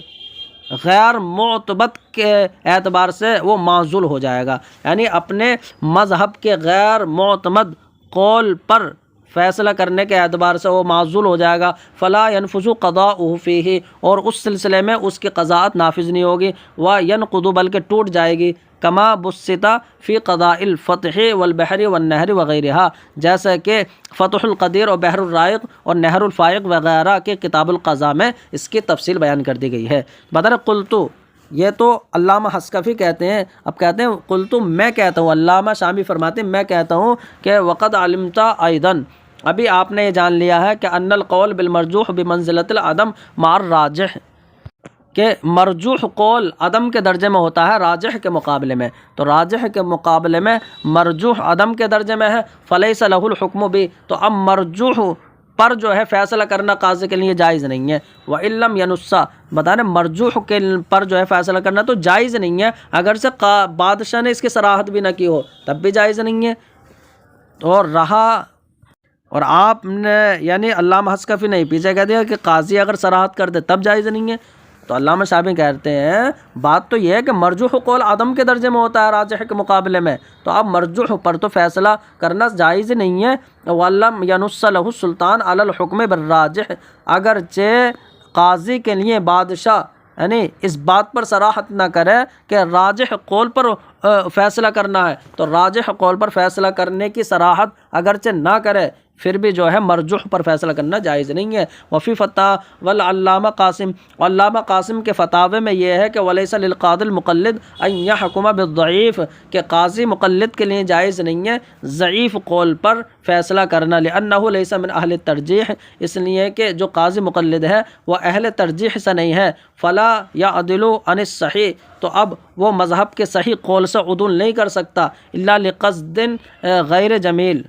تو اب وہ مذہب کے صحیح قول سے عدول نہیں کرے گا مگر کسی برے مقصد کے لیے، یعنی غیر جمیل مقصد کے لیے۔ مطلب یہ ہے کہ جب وہ اہل ترجیح سے نہیں ہے تو ضعیف قول پر جو ہے فیصلہ کرنا جائز نہیں ہے۔ اگر وہ صحیح مذہب کے صحیح قول سے عدول کرے گا تو کسی برے مقصد کے لیے کرے گا، ولو حکمہ، اور اگر اس نے فیصلہ کر دیا تو لا ينفذ، اس کا فیصلہ نافذ نہیں ہوگا، لأن قضاءہ، اس لیے کہ مقلد قاضی کا قضاءت کرنا، یعنی مذہب کے خلاف ضعیف قول پر قضاءت کرنا، قضاء بغیر الحق، یہ غیر حق کے ساتھ جو ہے قضا کرنا ہے، لأن الحق هو الصحیح، اس لیے کہ حق تو وہ صحیح قول پر قضاءت کرنا ہے۔ وما نقل من ان القول الضعیف یتقوی بالقضاء، اور بتانے اور جو یہ بات منقول ہو گئی ہے کہ ضعیف قول جو ہے قضاءت کرنے سے قوی بن جاتا ہے، بتا رہے المراد بھی قضاء المجتہد، تو اس سے مراد مجتہد کی قضا ہے کہ مجتہد کا ضعیف قول پر قضاءت کرنے سے جو ہے وہ ضعیف قول بھی جو ہے قوی بن جاتا ہے، کما بین فی موضعہ مما لا یحتملہ ھذا الجواب، جیسے کہ اس کے مقام میں یہ بیان کر دیا گیا ہے، اس طریقے سے بیان کر دیا ہے کہ جس پر یہ جواب احتمال نہیں رکھتا، یعنی جس پر کوئی سوال و جواب کا احتمال ہی نہیں ہے، تو اس سے اپنی جگہ میں بیان کر دیا گیا۔ اب یعنی جو علامہ قاسم کے فتاوی میں یہ ذکر ہے کہ قاضی مقلد کے لیے ضعیف قول پر فیصلہ کرنا جائز نہیں ہے کیونکہ وہ اہل ترجیح سے نہیں ہے، اور اگر وہ کرے گا تو نافذ نہیں ہوگا کیونکہ غیر حق کے ساتھ قضا کرنا، تو بتا رہے وما ذکرہ من ھذا المراد، اور جو یعنی علامہ قاسم نے اس قول کی مراد کو جو ذکر کیا تو بتا رہے اس کی صراحت علامہ قاسم کے شیخ محقق نے بھی کی ہے فتح القدیر میں، وہذا آخر ما اردنا ارادہ یعنی پیش کرنا، تو بتا رہے یہ آخری تصنیف ہے کہ جس کی تقریر و توضیح اور تحریر کو پیش کرنے اور بیان کرنے کا ہم نے ارادہ کیا ہے، تو یہ آخری تصنیف ہے۔ یعنی وہادہ سے علامہ شامی یہ اپنی کتاب کے بارے میں بتا رہے ہیں، وہادہ، اور یہ جو کتاب ہے رسم المفتی، تو یہ آخری تصنیف ہے کہ جس کی ہم نے تقریر، توضیح اور تحریر کو بیان کرنے کا ارادہ کیا ہے، علیم الخبیر اللہ تعالیٰ کی مدد سے، اسألہ سبحانہ ان یجعل ذالک، اور میں اللہ سبحانہ سے دعا کرتا ہوں کہ وہ اس کتاب کو خالص اپنی رضا کے لیے بنائے، موجبا للفوز لدیہ یوم الموقف العظیم، اور میدان محشر میں اپنی بارگاہ میں کامیابی کا سبب بنائے، وَأَن يَعْفُوَ عَمَّا جَنَيْتُهُ وَاقْتَرَفْتُهُ مِنَ خَطَأٍ وَأَوْزَارٍ، اور اما میں ماں کا بیان ہے، یعنی جن خطا کا ارتکاب ہوا اور جن گناہوں کا مجھ سے جو ہے صدور ہوا وہ ان کو جو ہے معاف فرما دے، فَإِنَّهُ الْعَزِيزُ، اس لیے کہ اللہ رب العزت یعنی غلبے والا ہے، بخشنے والا ہے، اور تمام تعریفیں اللہ رب العزت کے لیے ہیں، اول میں، آخر میں، اور ظاہر میں، باطن میں، والحمدللہ الذی بنعمتہ تتم الصالحات، وہ تمام تعریفیں اس اللہ کے لیے کہ جس کے نعمت فرمانے کی وجہ سے تمام بھلائیاں جو ہیں تکمیل کو پہنچتی ہیں، وصلی اللہ تعالیٰ علی سیدنا محمد وعلی آلہ وصحبہ وسلم، اور اللہ کا درود و سلام ہو ہمارے سردار محمد صلی اللہ علیہ وسلم اور آپ کے آل اور آپ کے صحابہ پر، اور تمام تعریفیں اس اللہ کے لیے جو سارے جہان کا پروردگار ہے۔ نجزا ذالک بقلم جامع الفقیر، تو بتا رہے اس کتاب کو جمع کرنے والے فقیر محمد عابدین شامی کے قلم سے جو ہے یہ کتاب مکمل ہوئی، نجزا ذالک، یہ کتاب جو ہے تکمیل کو پہنچی، غفر اللہ تعالی، اللہ رب العزت اس کو اور اس کے والدین کو اور مشائخ کو اور اس کے اولاد کو تمام مسلمین کو جو ہے بخش دے، وذالک فی شہر ربیع الثانی سنۃ 43 و 200 و 2000، اور یہ کتاب سن 1243 میں ربیع الثانی کے مہینے میں مکمل ہوئی۔